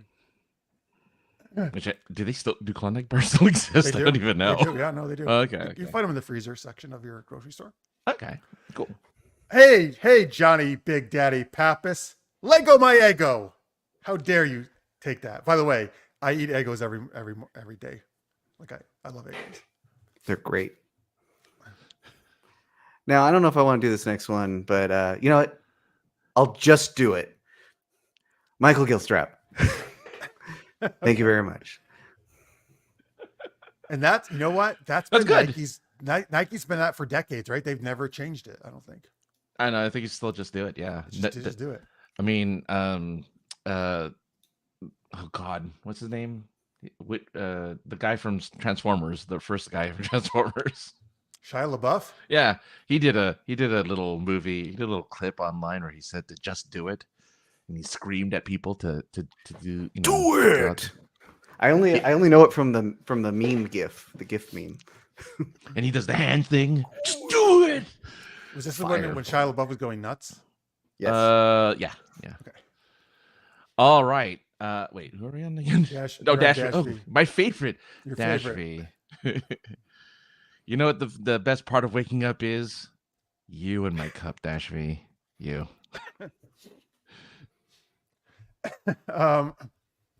Always have to make it sexual with him. All right. Yeah. Well, Jalou, you know what, Jalou? Even though they may not be around anymore, you and I are Toys R Us kids. Yep, I'm a Toys R Us kid. I miss Toys R Us. I do too. Yeah, our next one is Delaney Parker. And you know what? I hear that a lot of people say America runs on Duncan. No, America runs on Delaney Parker. Oh, that Yes. might actually be the case. I believe that. She's coming on next week, by the way, folks, but I believe that. She's very energetic. She's very energetic. And John Ferrick, you're what's for dinner? Oh, beef. It's what's for dinner. Yes, yeah. Or yeah. where's the beef? Where's the beef? Oh, wait. That was Wendy's because, the other hamburger places supposedly had small burgers. Oh, yeah, right? their meat is too small, but the Wendy's is big, gigantic pieces of meat. Square. In a it sticks out square. the front. Yeah. That's right. It couldn't fit in the bun. Yeah. It's too big. Unless you get a junior one now at Wendy's, then yeah. Although I guess they just make the bun smaller, actually. Yeah. Same size patty. The bun gets smaller and smaller. That'd be funny. Well, it's better than that than Subway, which I don't go anymore, where the whole thing is the fucking bread and like they give you so little meat. It's like too much bread. I feel like it's Subway. Yeah, well, It's huge. and it's not even bread because of the sugar content or something. Like in the UK, it's not considered bread; it's like considered a cake or something like that. Is it like a scone? Oh, a Yeah. cake? That makes sense. I love scones. I wish it was tastes like a scone. Super Geeked Up on Patreon, folks. That's where you can support us. Thank you so much, everyone. Yeah, thank you. All right, our last game is what, Francis? It's Johnny. No, it's the Geeky Treasure Hunt. That's right. It's you guys that are going to help us with the Geeky Treasure Hunt. You're going to give us the name of a treasure we will find. We'll go on a lovely adventure through the outback or wherever. Who knows? It could be anywhere. Doesn't have to be Australia. Doesn't have to be Australia. No, it's gonna be Australia, mate. We gotta do that accent the whole time. Oh, yeah. Oh, Ah, well, I'll do it. crikey. Go ahead. Oh, I want to hear your accent. Then, mate. Don't let my in-laws hear this. Where are you in-laws? Why are they Australian? Yeah, all my wife's family lives in Australia. she's from New Orleans. They all live in Australia. Wait, like they're not from there. They ended up. They are moving from there. Her they're mom from moved here after after living in Australia. That's amazing. Oh, I'm so jealous. I want to. I'm jealous she's from New Orleans because they have beignets, which I love there. I'm going there in like a week. Oh, there you go. Nice, Very nice. nice. Gonna get some beignets and some jambalaya. Hell yeah. All right, folks. Tell us. So give us some item like Ark of the Covenant, that kind of shit. You know, you can make it up though. That Something like Indiana Jones, or Lara Croft will go after, but you can just make up something. Oh, perfect. The Sword of Obens. From Be on Thundercats? site. Yeah. Nice. here, the difference between the UK and Australia is upside down. The difference is Australia is filled with the UK's criminals. Not anymore. That's how it was. Sorry, I'm just kidding. No, it's just their descendants now. Yeah. Farmers Alliance. Hello, Farmers Alliance. The Yo-Yo of Hilarity. Oh, I like that. That's a good name. The Foundation of Youth. We've got Luke's chopped off hand from Star Wars. Terrible. The Discus of Fate. Oh, that's good. And we've got the Magic Jar of Dirt from Pirates of the Caribbean. The Phallus of Nemo. Yes, let us get the phallus of Nemo. Now, which Nemo? The Wait, 20,000. Matt, this is Matt Ohm. Oh, you're going under an alias now? Matt Ohm was on our show last week as our guest. Interesting. Hey, other Matt. Yes, I'm so used to him being under Sycamore Matt. Do you really have a Farmers Alliance then? Like, are you a part of Are a you- Farmers Are Alliance? you like J? What's the actor's name who played J. Jonah Jameson, J.K. Simmons. Are you because J.J. Simmons does the farmers something? Oh, he does the farmers insurance. He Are does you- the farmers are you insurance part- commercials. are you with him? Bum, bum, bum. Hey, there's like a jingle. Farmer's message. The few. It's just the word bum, but still. All right, which what do you like here, Matt? Which one of these things do you want to? The horn. What do we want? I mean, I'm kind of still stuck on the Sword of Omens just because I loved Thundercats so much. All right, I mean, sure. Let's do the with Sword of nothing- Omens. Nothing wrong with that. Now, however, folks, besides for its normal powers, once we find it, we're gonna have to come up with some, I guess, curse it has as well. Are we coming up with those, or is the audience coming? No, up we're with gonna those? come up with a curse. One Okay. of us. Because I don't know, we'll see. Maybe because we're not Thundercats, or there's a curse, I guess. We'll see. All right. Oh, tell us this, folks. Where are we starting our search for the Sword of Omens? Give us a location, and then we'll kick it off. Oh, of course, Jenna. Jenna loves the Lord of the Rings, the one ring to rule them all, which we were actually talking about when I was at her house on Saturday playing board games. The only difference between America and Australia is the toilet water spins at a counterclockwise motion. That's true. Is that actually true? Actually, it does not. No? Nope. I thought that was an urban legend. Yeah. It's an urban legend. It is entirely based on either the direction that the water comes in or the shape of the bowl. The Coriolis effect part is the Coriolis effect is real. Like depending on which side of the equator you're on, like tornadoes and stuff and hurricanes do spin different ways. But the actual, sorry kids, hate to break the illusion, but it turns out not the case. Bart, I believed you, Bart. Bart, You. I see you've played Bart Knifey Simpson? Spoony before. You mean Bart Simpson? Yeah, he calls Australia to ask how their toilets, what direction their toilets flush, and he gets in trouble with the Australian government, and he has to go over there to apologize. And then he plays Knifey Spoony. You mean That's like one of those. That's one of those quotes that just comes out of my mouth every once in a while, out of context. People are like, "What?" Coffee. Well, folks, if you want more nerdy knowledge from that, go to Hacking the Grepson. Yeah, there you go. That's he lays that stuff down on you. Okay. Let's see here. Okay. By the way, the Farmers Alliance was started in '97 when we used to play multiplayer LAN games. We were playing a lot of Age of Empires, and farming was always very important. I see. I get it. Oh, I used to do that too. All right. You're looking for it in a Costco in Atlantic City or a giant litter box. I mean, desert, a Hooters in Nashville. Okay. Those are some possible starting locations for the Soda Armas. Where do you guys? Hooters in Nashville. Okay. Hooters in, of course you chose that one. All right. Is that where Hooters started? I don't know. Actually, I don't know where they started. I don't know where Hooters started. All right, we're in the Hooters in Nashville, and we're looking for the Sword of Omens around our geeky treasure hunt. Yes. Crikey! Look at we don't have Hooters. That's as much as I can't keep the accent. Oh, why not? Yeah, you got to at least try. Sorry, I'm sorry. I always say that when I see Hooters. I'm so sorry, guys. Anyway, so how are you Australian blokes enjoying Hooters that I brought you to here in Nashville? Oh, it's a ripper good time. Love it. I mean, okay, I'm sorry. Yes, Matt, thank you. You're from Australia. Francis, who is from Russia, how are you enjoying it? This is fine weather. Yes. Well, it's raining outside. It's a little stormy. Why, here at the Hooters, I'd say I can hear some thunder, cats. Ho! Francis, listen, you can't call the girls hoes. That's not appropriate. Oh, sorry. Yeah, mate. Show some respect, yeah? I realize in your country of England via Russia that you might refer to women that way, but you can't do that here. I'm not from England.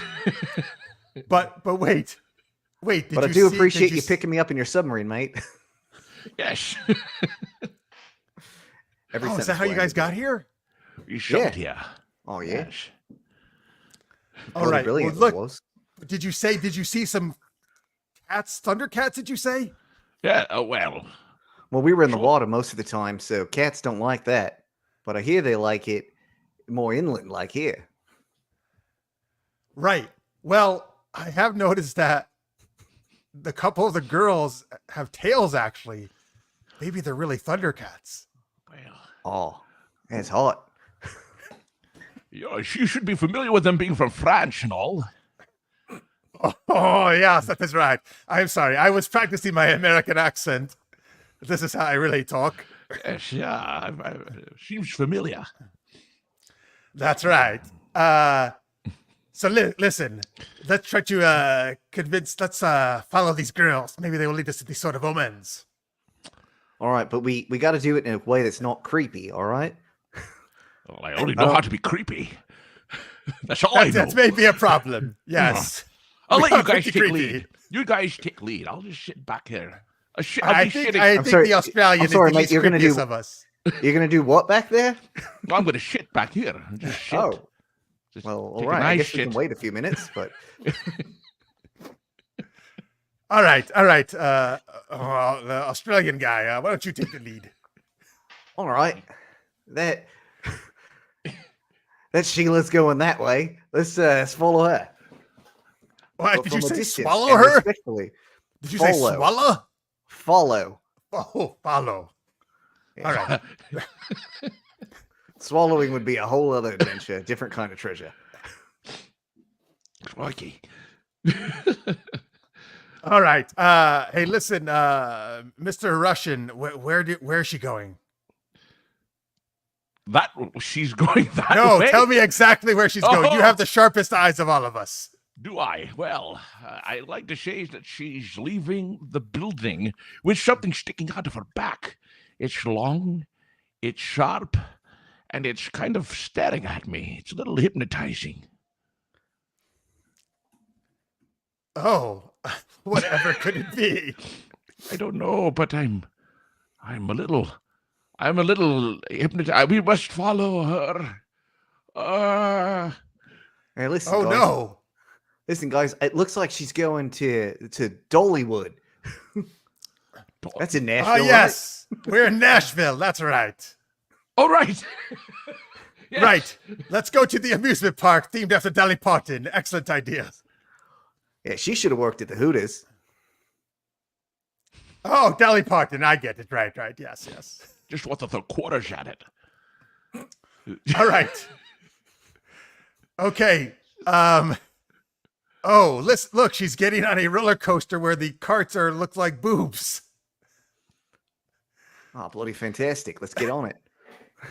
Yes, I like getting I'll sit in the areola car. All right, I guess I'll take the nipple. What does that mean for you, Russian guy? I'll just shit into the back. Stop shitting. What? It's all I can do. I can either stand or I can shit. It's one or the other. All right, guys. Here's what we're gonna do. Right when we go around the loop-de-loop, that Sheila up there, the sword's gonna probably fall out because it doesn't look real stable. We can catch it, and then we'll have the sword. Yes. Let's That should be an excellent idea. All right, here we go. Oh, it's falling. Quick, Grab it. someone catch it. I can't. I have slippery fingers. I'm wearing really, really wet hands right now.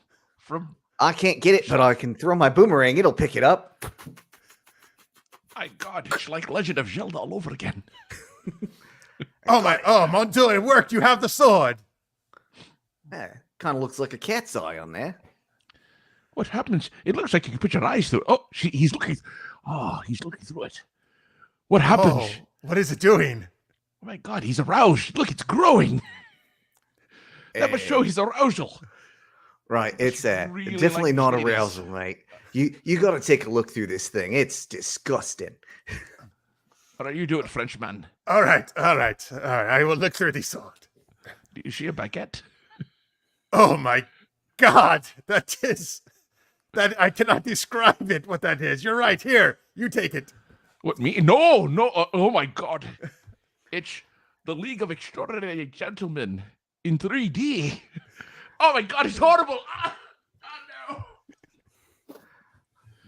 Oh, man, Oh, you're this is right. worse than You mean Vegemite. the acting was so terrible, right? Especially by the lead guy. No, there was only one good actor in the whole movie. Everyone else was bad. Oh man, that one lead actor, he was so handsome. So wait a minute. When you say sight beyond sight, that's what it shows you, the League of Extraordinary Gentlemen. Yes. So beautiful. Well, But I guess man, it saves you a streaming subscription. what's that? I live in a shop. I don't have subscriptions. I don't have streaming. I don't know if I even want to be able to watch that. It seems like they should pay me. You're right. Let's just give the sword back to the girl. We don't. All right. Next loop, you drop it, right? All right. Here we go. Oh, and Oh, you she stabbed him. caught it right between her tits. Great job. No wonder she works at Hooters. Well, let's actually go back to Hooters and give her a big tip. I mean, money, not something else. I knew what you were right. thinking, Russian guy. That's all I can think about. That's All because that's right. what winners do. I thought winners fucked the prom queen. Yeah, I'm saying. Same thing. All right. Anyway, let's go back to Hooters. That was enough time at Dollywood. Dolly. That's World, right, Land, farmers. You know, when I go to Hooters, I go from Alan Quatermain to Alan Hormain. or even horror main. Hormain. Now, we already talked about that. We don't call the women that. That's right. Ah, he's getting it to the right Southern accent now. Good job, because we're in Nashville. You sound Yeah, Southern to man, me we on that don't one. we don't want to do that. All right, that's scene, I guess. I'm great at accents. There you are. That was good Australian, man. I can All right. I can do them for like 30 seconds, and then the accents always either become Scottish or they become me again. Especially with Francis doing his Russian accent there. Like, it was everything I could do to not fall into that accent. Oh, it would have been amazing if there were two Sean Connerys in there. Yes, it would have. Oh yeah, he says excellent accent. Yes. More like the sword of oh man. Oh man, that's such a good joke. I wish I thought of that. Oh man, should have been on here. At Yeah. Dollywood, Sean's favorite ride is the slip and slide. Is there a slip and slide? Have to If there slip really and is, slide. I hope there is. There should be. There should be. Yeah. It's in Seaverville near Gatlinburg, not Nashville. I actually want to go because it's a real working amusement park. Like it's Okay, but how far away is that really? I mean, Tennessee is not that big. I live in California. Come on. All right. Well, Tennessee's not. That's Rhode like Island, across though. town. It's not Rhode Island. It's not that small. Fair enough. I know compared to California. Okay, but well, whatever. Just pretend it was near Nashville. It is now. We just drove for a really long time. It's like on the show 24. They can get across all of LA in like 15 minutes. That doesn't happen. Oh well, yeah. Hey, listen. When Jack Bauer yells at you to fucking move, you get out of his way. It's true. Sevierville. It's Sevierville. Oh, that's how it was. It's spelled. only a What 3-hour and 26-minute drive from Nashville fine. That's fine. to Dollywood. What a quest, We Scorpio d- says. Yeah, we didn't really accomplish much in that quest, but that's fine. Yeah. We saw boobs. Yeah. Francis took a shit a couple of times. That's right. By the way, two people, Jenna and Matt told us that Hooters was started in Clearwater, Florida. Oh, Wait, Jenna, didn't you work at Hooters for a time? I think she did. So that's probably how she knows that. call her out like that. Yeesh. No, I'm sorry. Well, I don't think this is a secret. I'm sorry, Jenna. Tell me if that was a secret, and I'll go back in time and pretend I. Yeah, quick, go get the TARDIS. So Dollywood has a water park. So yes, there could be a slip and slide at this water park. Yeah, it's amazing looking how at it on Russian Google sounds Maps. so Scottish. It looks pretty And impressive. Jenna says, "LMAO, Francis, you are so good at accents." Well, thank you. I appreciate He that. is, well, particularly at a certain Scottish accent. $92 for a day. Oh, That's here not we bad. go. I'll go. You want to read this one? Oh my Who, God. me? Okay, actually, Gosh. it's one of the last lines of Prince of Thieves, Robin Hood, Prince of Yeah. Thieves, because he plays King Richard Lionheart. Richard the Lionheart. Yes, it is you I should honor, Lord I was waiting Longsword. for it. If not for you, You I need would to do it. not have a throne. All right. Well, all right. I like your Sean Connery accent. Well, it's my Francis Sean Connery accent. That's right. The best impressions are impressions of other people doing impressions. That's how I do most impressions. Okay, good. But how many levels can you go before? someone doing Okay, so there's an impression old is doing episode of Saturday impression? Night Live where everybody is doing a Dennis Miller impression at one point. Oh, And I feel like that's the John Malkovich, being John Malkovich level of impressions. there's the inception of impressions right there. I'm trying to think. Dennis Miller. What was he? What was? Yeah, he's like, yeah. Yeah. I don't know. Is that what he did? Did he make that noise? Something like that. You gotta go back, do that chat show. I don't know. It was I'm a couple of decades Gumby. ago. I'm Gumby. I'm damn it. Gumby. Damn it. John's. That was Eddie Murphy. I'll check source for 500, Alex. Yeah. That's S S words, Mr. Connery. A leather glove. You drink water out of one of these. It's a leather glove. Let's see here. We've got no comment. What's the sound a dog makes? Moo.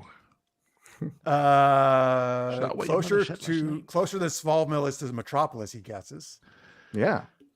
Well, Smallville and no, that's true. I was gonna say. See, they kind of made it seem like in the show that it did not take very long to get to Metropolis, right? I mean, They moved Metropolis to Kansas in the show, basically. Oh, really? Well, Metropolis is so. in Kansas. Is it? I thought it was in New York. I thought Metropolis was New York, too. No, Wait, really? I thought it was always in Kansas. It was just a big city in Kansas. I thought they were acting like. Oh, maybe because there's so many of those. In the show, it definitely was in Kansas. You're right. Yes, definitely. I don't know originally. Yes. Gotham is New York at night. Metropolis is New York in the day. Isn't that what they said? Although I think Gotham is Chicago. Gotham, Chicago. Yes. Yeah. But that's interesting though, because sometimes I think in Metropolis and Gotham are not that far apart technically. In the Snyderverse, they're across a river. That's right. You got New Jersey and New York. Is that yeah, they're just across the river. That's it. Is Gotham Jersey or is that? Wait, Francis sitting on a fortune? What, on his accent fortune? Am I? Like, I don't know. If I'm sitting on a fortune, I better shitting on a get fortune. up. I better get up. Yes, I'm shitting on a fortune. Metropolis, Illinois has a Superman festival every year. It's the southernmost tip of Illinois. They do. And I Do forget. they have a statue too or something? Yeah. And I think that somewhere in Washington is the birthplace of Adam West, so they have a Batman celebration there. They do that for Jim Kirk, wherever Captain Kirk birthplace. Yes, Illinois. In it is Iowa. He's from Iowa. Iowa. Yeah. Corn-fed Iowa. And they play Beastie Boys at the Kirk Festival because of J.J. Abrams. He apparently Kirk loves Beastie Boys. And he really sabotaged that when part he's of the kid film. And steals the car. He plays it when he steals the car, and they play the same song in the third movie when they're defeating the aliens. In which, the first movie? In third. The first one, when we meet Kirk. Well, I guess we meet him when he's first born, but the first time we meet him as an adult, he's driving his car down the road, blasting. I think it's Sabotage. It's Sabotage, yeah. Yeah. Listen, all y'all. It's a very Kirk song to play, right? Is it? No. I like its classical music. Sorry, I did lose my. Yes, you're right. Well, other match. I mean, to them, it would be super ridiculously classic music, actually. One thing that doesn't really make sense is that how often shows like that use our current things as the characters being obsessed with, right? Yeah. Like 400 years in the future, are really people really going to be thinking about? We think about classical music 400 years later. That's true. You're right. Nope. Okay. You just destroyed my argument. Yeah. Good job. They're putting on some Olivia Rodrigo as they.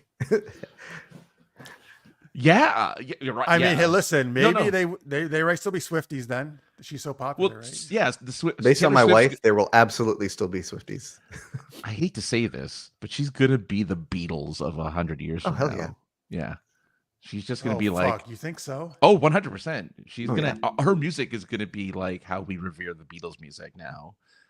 100 years from now, they're gonna revere Taylor Swift. Well, that's weird. We will never get back together. Song as like ever. Listen to this classic. Listen to the sound of the way they hop whenever they sing the song. But yeah, so good. Like I have a blank space. Yeah, and everybody's gonna want to be 22. I don't know about you, but I'm feeling 22.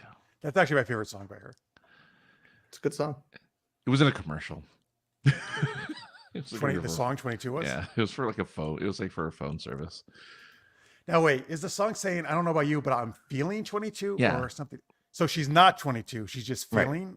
Yeah. Yeah. It's like it's an evening to go out and be like a young person and like party. Basically, is the message of that song. Even though I think she wrote it when she was 22, so whatever. Right. Like, I mean, what are you gonna do? Well, but now she can sing it as a 30-something, mid-30s, and say like, okay, now I'm feeling 22. Yeah. I don't know about you, but I'm feeling like 82. I have no idea. You feel like She was born in 1989. Ah, there. do math and you can figure it out. Oh, okay. So she's 35.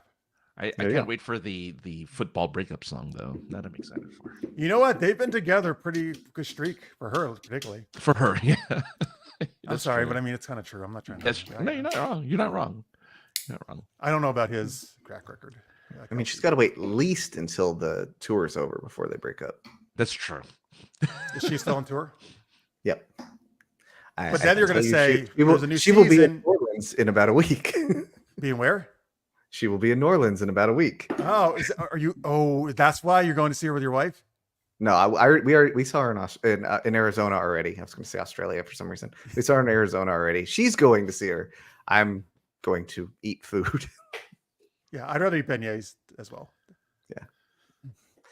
I primarily went because Paramore opened for Taylor Swift, and Paramore's awesome. So. Nice. But also, now that a new season's in, they can't break up because it'll jinx the Chiefs winning the Super Bowl again. Ooh. So they have to wait till like February. Dude, if they break up though, man, and he doesn't play as good, the people are gonna go nuts and blame her. Yep. I mean, it's still stupid, but you know they're going to. Like, That's okay. She's bulletproof. It doesn't matter. She'll be fine. well, she will be fine, but it's still like asinine. It doesn't matter. But the song will be epic. I can't wait. I'm actually very excited for her, whatever her breakup song is. Maybe it'll be There's the first time she probably works football into a song. Yeah. There's like music fans out there who are like sabotaging her relationships specifically to get more breakup songs. That's her biggest. Those her Are there, biggest wait, hits. are there really? No. Oh, dude, Yes, I believe it. I would believe I'm anybody. starting the conspiracy theory. But I believe people on the internet would do anything. No, but people, disgusting. the average fan is very happy with this relationship. Oh, that's good. Yeah. Glad to hear that. Yeah. All This right. episode of Super Geeked Up has been brought to you by Taylor Swift. That's right. According to Star Trek canon, we have another world war ahead of us, Farmers tells us. So God only knows what books, movies, music would survive such a cataclysm. With the genetically enhanced people, yeah. Oh yeah. With Sung, with the Khan, I mean. Khan Noonien Singh. Yeah. Got the enhanced people war. I'm looking up. I want to know in Star Trek lore. Okay. Star Trek timeline, World War III takes place between 2049 and 2053. So we're not there yet. We've got some Not time. there. I'll probably Close, be dead by yeah. then. That's fine. The stop. Oh my God, man. Our average age is going up. So Yeah. I mean, you'll probably My actual age is going up too. well, so. yeah. Yeah. But if you're a Deep Space Nine fan, the Bell riots took place this year Oh, fun. Oh, there you go.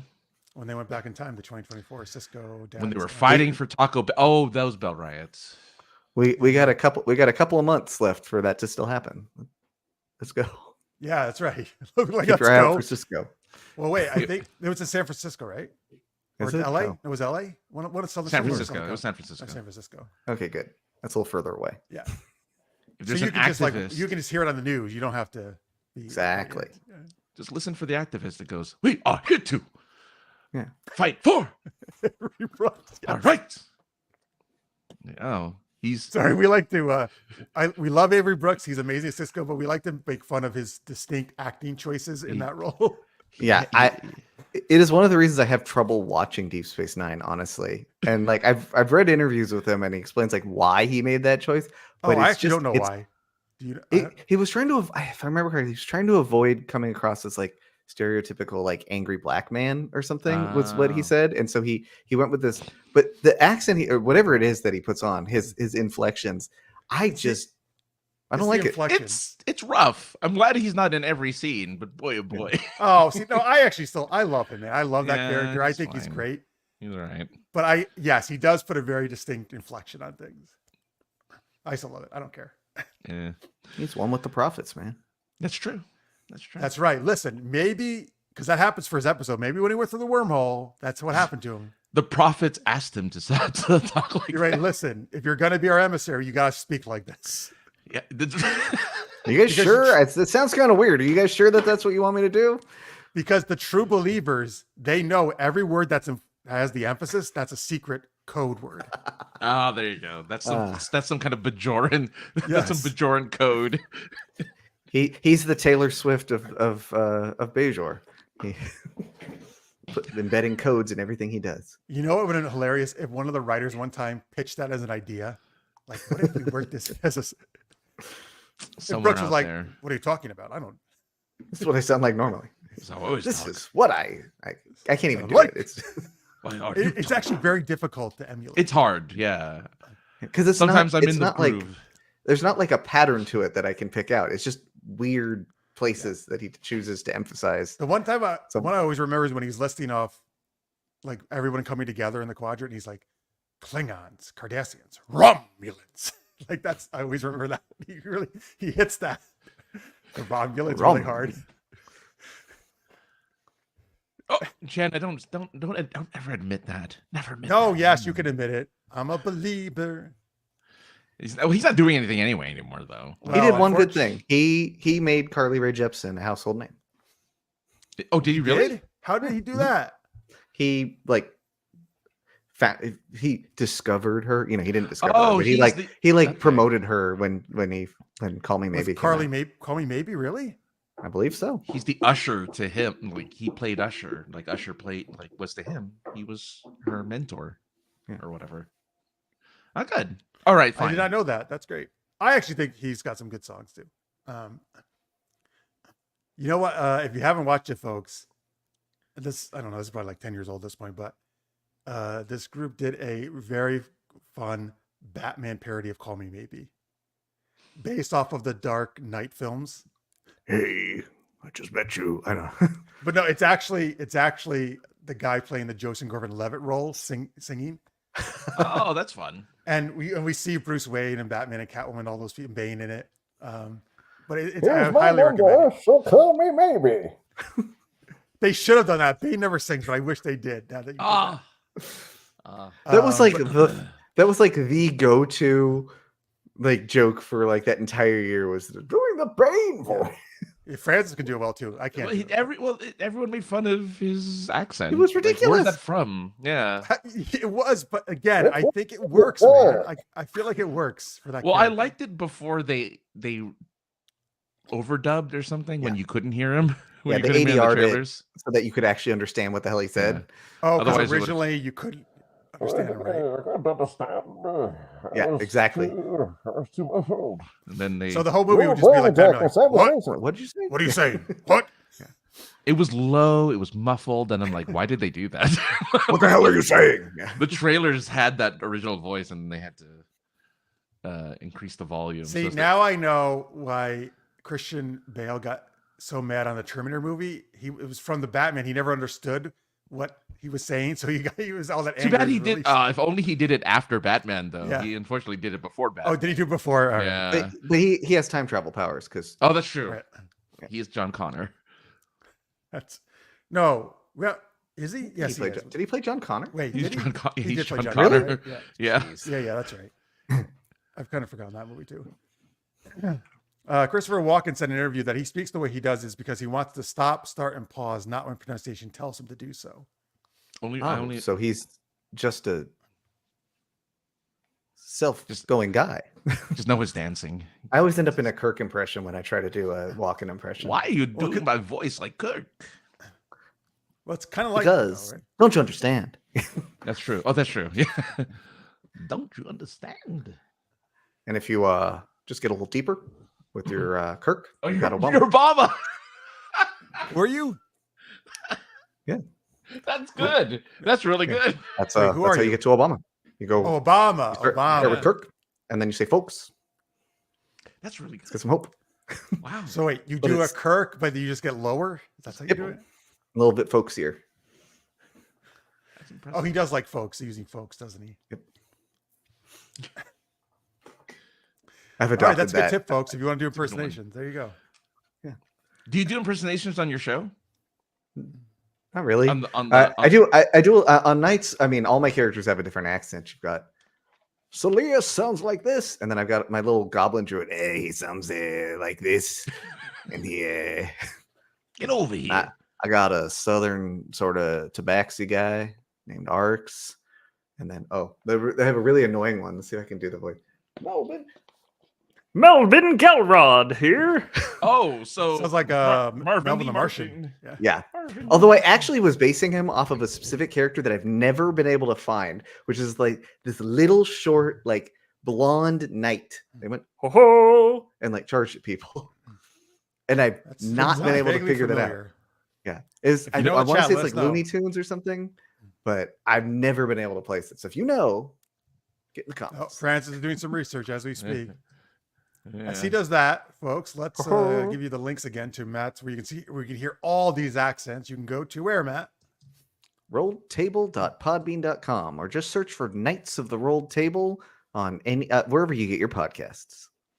You can also If go you want to to hear me, yeah, and if you want to hear me just talking about nerdy stuff, programming and computers, programming and computers, hackingthegrepson.podbean.com. Check us out. If it's a can't nerdy find topic, anything. I will talk about it. I know. Maybe I dreamed it. Maybe I'm like, there's nothing. Yeah, and I need to find this night. It's like there's one episode of Red Dwarf that I apparently invented where like Lister and they like what they switch roles basically, and like it's like an alternate timeline. Apparently it didn't exist. Oh, you made it up. Oh, all right. Oh, I think I've had that happen before where like a show I'm like certain something happened in the like a TV show I looks like, and then it's like I watch it like, oh shit, that didn't actually happen. I was wrong. Anyway, Farmers tells us, according to Google, Tom Hardy based Bane's voice off of Bartley Gorman, a Welsh-Irish bare-knuckle boxer. Mainly it's his tone, pacing, and menace.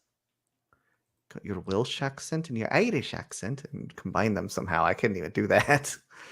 I can barely do either of those accents. Oh, hey, Batman, you got down with my Lucky Charms. Yeah. You can do it like that. Yeah. Oh, Gushin Bigora. Oh, look, it's the Morgan. She's coming to kill you. Just call back. If you want to do Scottish, it's just angry Irish. Oh, Much really? like Australian is angry New Zealand. Is that what? Oh, so you're saying New Zealand people are more chill than Australians? Yeah. I think on Flight of the Conchords, I think it was, they described the New Zealand accent as the robot version of Australian. Oh boy. Yeah, 'cause I actually don't know how it's different. Like I just do the same for both countries, but accent. Well, all I know is that New Zealanders say sex instead of six. Six. Yeah. Six. And there's You got six. some six here. Yeah. Oh, that could It's lead to gotta be some a- interesting It's cultural New Zealand. misunderstandings. But hey, she says there's an episode where Rimmer and Lister trade bodies. Oh, no, it's not that. No, it's that the other one is the hologram. Oh, okay. Oh. And in the episode that I remember, it was always that way. Like it was like a revisionist timeline or something. You made it up. No. So is Canadian friendly American? Oh yeah, it is. That's great. You Hoosier. Yeah, thanks for that. That's a good Canadian too. Sorry. Sorry. Sorry. Right? Yeah. Sorry. A boot. A boot. What's that all about? What was it? That I'm voice. so though? sorry. Well, sometimes they It's have just, really high you kind of go voices. higher for your Canadian. You do. It Well, was they're his all Drake very impression nice. from Degrassi. It's a, Yeah. He does love Degrassi. He loved Degrassi. Francis does. Oh, Yeah. yeah, I love Degrassi. I used to Hey, watch wait, it all- what? every Maybe that's a Saturday morning. franchise you could run because it's not doing anything right now, right? Oh, I never gave my franchise, by the way. Oh yeah, what's your franchise? Wait, you Francis? didn't? What's your No, Francis I franchise? never gave my franchise. Okay, shit. What is it? It was gonna be Ghostbusters. Oh, that's a good Ah, one. Yeah. Try to get it back on track. Yeah. Stop bringing the old guys back and just pass on the torch or whatever you need to do, but just stop bringing the original team back. Yeah, no one in Hollywood like they can't. They're too afraid to just say, The "All right, The you funny guys are thing is done." they did a whole movie with a new cast, and then I they're liked like, it. "No, we're just gonna bring the old people back 'Cause, again." well, do you mean new one with not the women but the more current ones? Do you mean the more current one with, Well, that first one they came in at the cameos. very end. but and then the second one, But they they came were back at the almost- very end. And the most No. recent one, they're in the entire damn movie. no, Oh, that's true. Yeah. They're in much more of this the new one, right? Yes. Yeah. like the whole thing. Like they're, Well, Dan Aykroyd, but they didn't is, get Rick not Moranis really- back, so Yeah. it doesn't work for me. Oh yeah, they didn't. They got Janine back though. Yeah. They got That's my Janine favorite back. part. Ghostbusters, what do you want? Yeah. So bad. But they need to just stop bringing and keep Winston as like the linchpin that keeps everyone Yeah, together. he can be there. I like that Yeah. because he's my favorite Ghostbuster, actually. But you don't need to have everyone keep coming back to reprise that they're retired. Let Ray them can go retire. do his failed bookstore, run the. It's not a So bookstore. when you it's make the what when is you it? make the GCU, the Ghostbusters Cinematic Universe, when you Yes. make that, I would actually like it if you could combine, get the Melissa McCarthy and Kristen Wiig version in there Sure. somehow. Like Yeah. make it part of the same universe. there's a yeah, no, totally. Yeah, I can definitely, especially since they And no did- multiverse no. crap. No, No multiverses. No. They'll be reintroduced. They had a dream where they were the Ghostbusters. I'm like, I need to Why, I think I why, need not, to do why this. can't they just hang on? Because they go to the same if we combine universes, they go to the same firehouse that the current Ghostbusters own. Oh, And in well, the new because in Frozen their Empire, version they do that. Yeah, in their version, the original Ghostbusters don't exist. They're the ones who found everything. They're the ones who started everything. Right. So you can't. It's harder Well, to kind of put them in there. You just ignore that. Yeah, And just yeah. combine the universes. You That's just- too bad because in the first, what was it called before? Afterlife? Ghostbusters Afterlife, right? Yeah. yeah, that sounds right. Because they weren't in New York at all. They were somewhere in like the Southwest or something, right? Weren't they? They were in yeah. Metropolis. They were in Smallville. They're in Smallville. But They're then, hanging out. in Frozen Empire, they brought them to New York, right? I think. They did. Yes, yeah, because they were actually in, like you said, they were in the Hang on, firehouse. I gotta get the door. Continue. Yeah. So to bring back to combine the worlds, something has to happen to the Lady Ghostbusters to where that their story didn't necessarily happen, but it's in the same universe and it's in the same thing. They were it was a movie in the Ghostbusters universe, right? And they're like, hey, you know what? We dig this, and then they become the actual Ghostbusters. I like. There you go. We have There you go. improved. I want a writing Ghostbusters. credit. Totally. You're in. You're in. Lister says that there's a Ghostbusters remake. The character Louis Tully needs to be explored more. Who was that? That was Rick Moranis. Oh, Rick Moranis. Okay. There you go. Yeah, they didn't bring him back, right? Yeah. No, but he was. I miss Rick Moranis. He was great. I mean, I'm was an wearing a acting. friggin' I'm wearing Nice. a Little Shop of Horrors shirt right now. All right, folks. Again, go to check out Matt's links we put up there. Also for Francis, you can check him out at. Yeah, points of interest where we talked. I forgot what we talked about. We talked about something on Friday. I forgot what it was though. I don't know, but I bet it was interesting. It was generic because we're the most generic podcast on the internet, and you could go check out how generic we are this upcoming Friday, where we'll have another episode. I know we do Tuesdays, but whatever. I go to, and that's my website. That's my real website right there. SincereSarcasm.net and AKA the other guy on all the social medias. It's amazing. Synergy. Apparently, you guys lost the show notes for this one. That's what it says on your.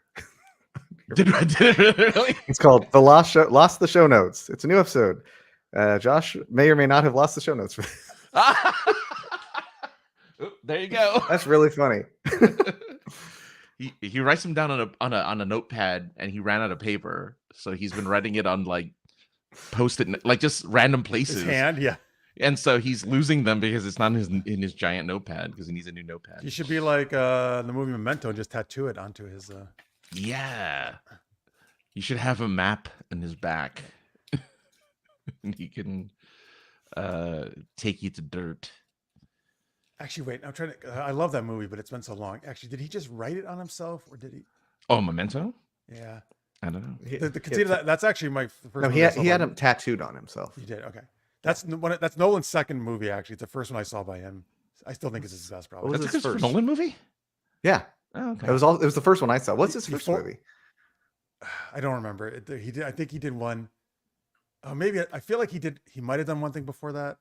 I'm not sure. Maybe that was his first. It's a no-name movie. It's a name, But it's before Batman and before he became really known. But if you haven't seen it, folks, the movie goes in reverse. Pre-Inception. Yeah, The movie it's a goes great in movie. reverse, where it starts with the end scene, and then every scene is the one before that, and it stops at the beginning. But it's really brilliant. He has Following preceded Yes. Memento and That's it. Doodlebug. I have not heard of either. I don't know of those. Doodlebug. I heard it He- following. He wrote. He's as Chris Nolan instead of Christopher Nolan in that one. Thanks, before he, Simon. before he became a professional, he was just Chris, and then he's like, I got to be That's funny professional because now. particularly because how like Christopher. formal he usually speaks, I always think of him as a Christopher, not a Chris. I've Just like- seen almost every movie he's made. I didn't realize that he hasn't made that many movies. You saw Takes Tenet? his time. I said almost. Oh, I saw. I part also of haven't seen Tenet. Oppenheimer yet because I don't have Oh, I gotta see 5 hours to Oppenheimer. watch a movie. Tenet's the only movie of his I could not. I wasn't able to finish. I actually really did not like it. And I think he's brilliant. I haven't seen it either, but I haven't seen half his movies probably. Actually, Oh, well, most of them are great. All right. Anyway, that's it, folks. Please give us a subscribe, like, Yes. all that stuff. We appreciate it. Thank you to our Patreon supporters. Thank you to Matt Knife Man or Messerman, the assassin. All right. Well, next week, Delaney Parker is our guest. She's going to talk about her new book, which is out for available, folks. So we'll talk about that and where you can get it. For real this time. And then in 2 weeks, we'll have Michelle Bliss, a brand new guest, and it's our Halloween episode in 2 weeks. So Spooky. tune in for that. All right. Yes. Good night, Chaz and everyone. Thank you so much. We'll see you next week. Until then, stay geeky, everybody. Bye. Hey guys.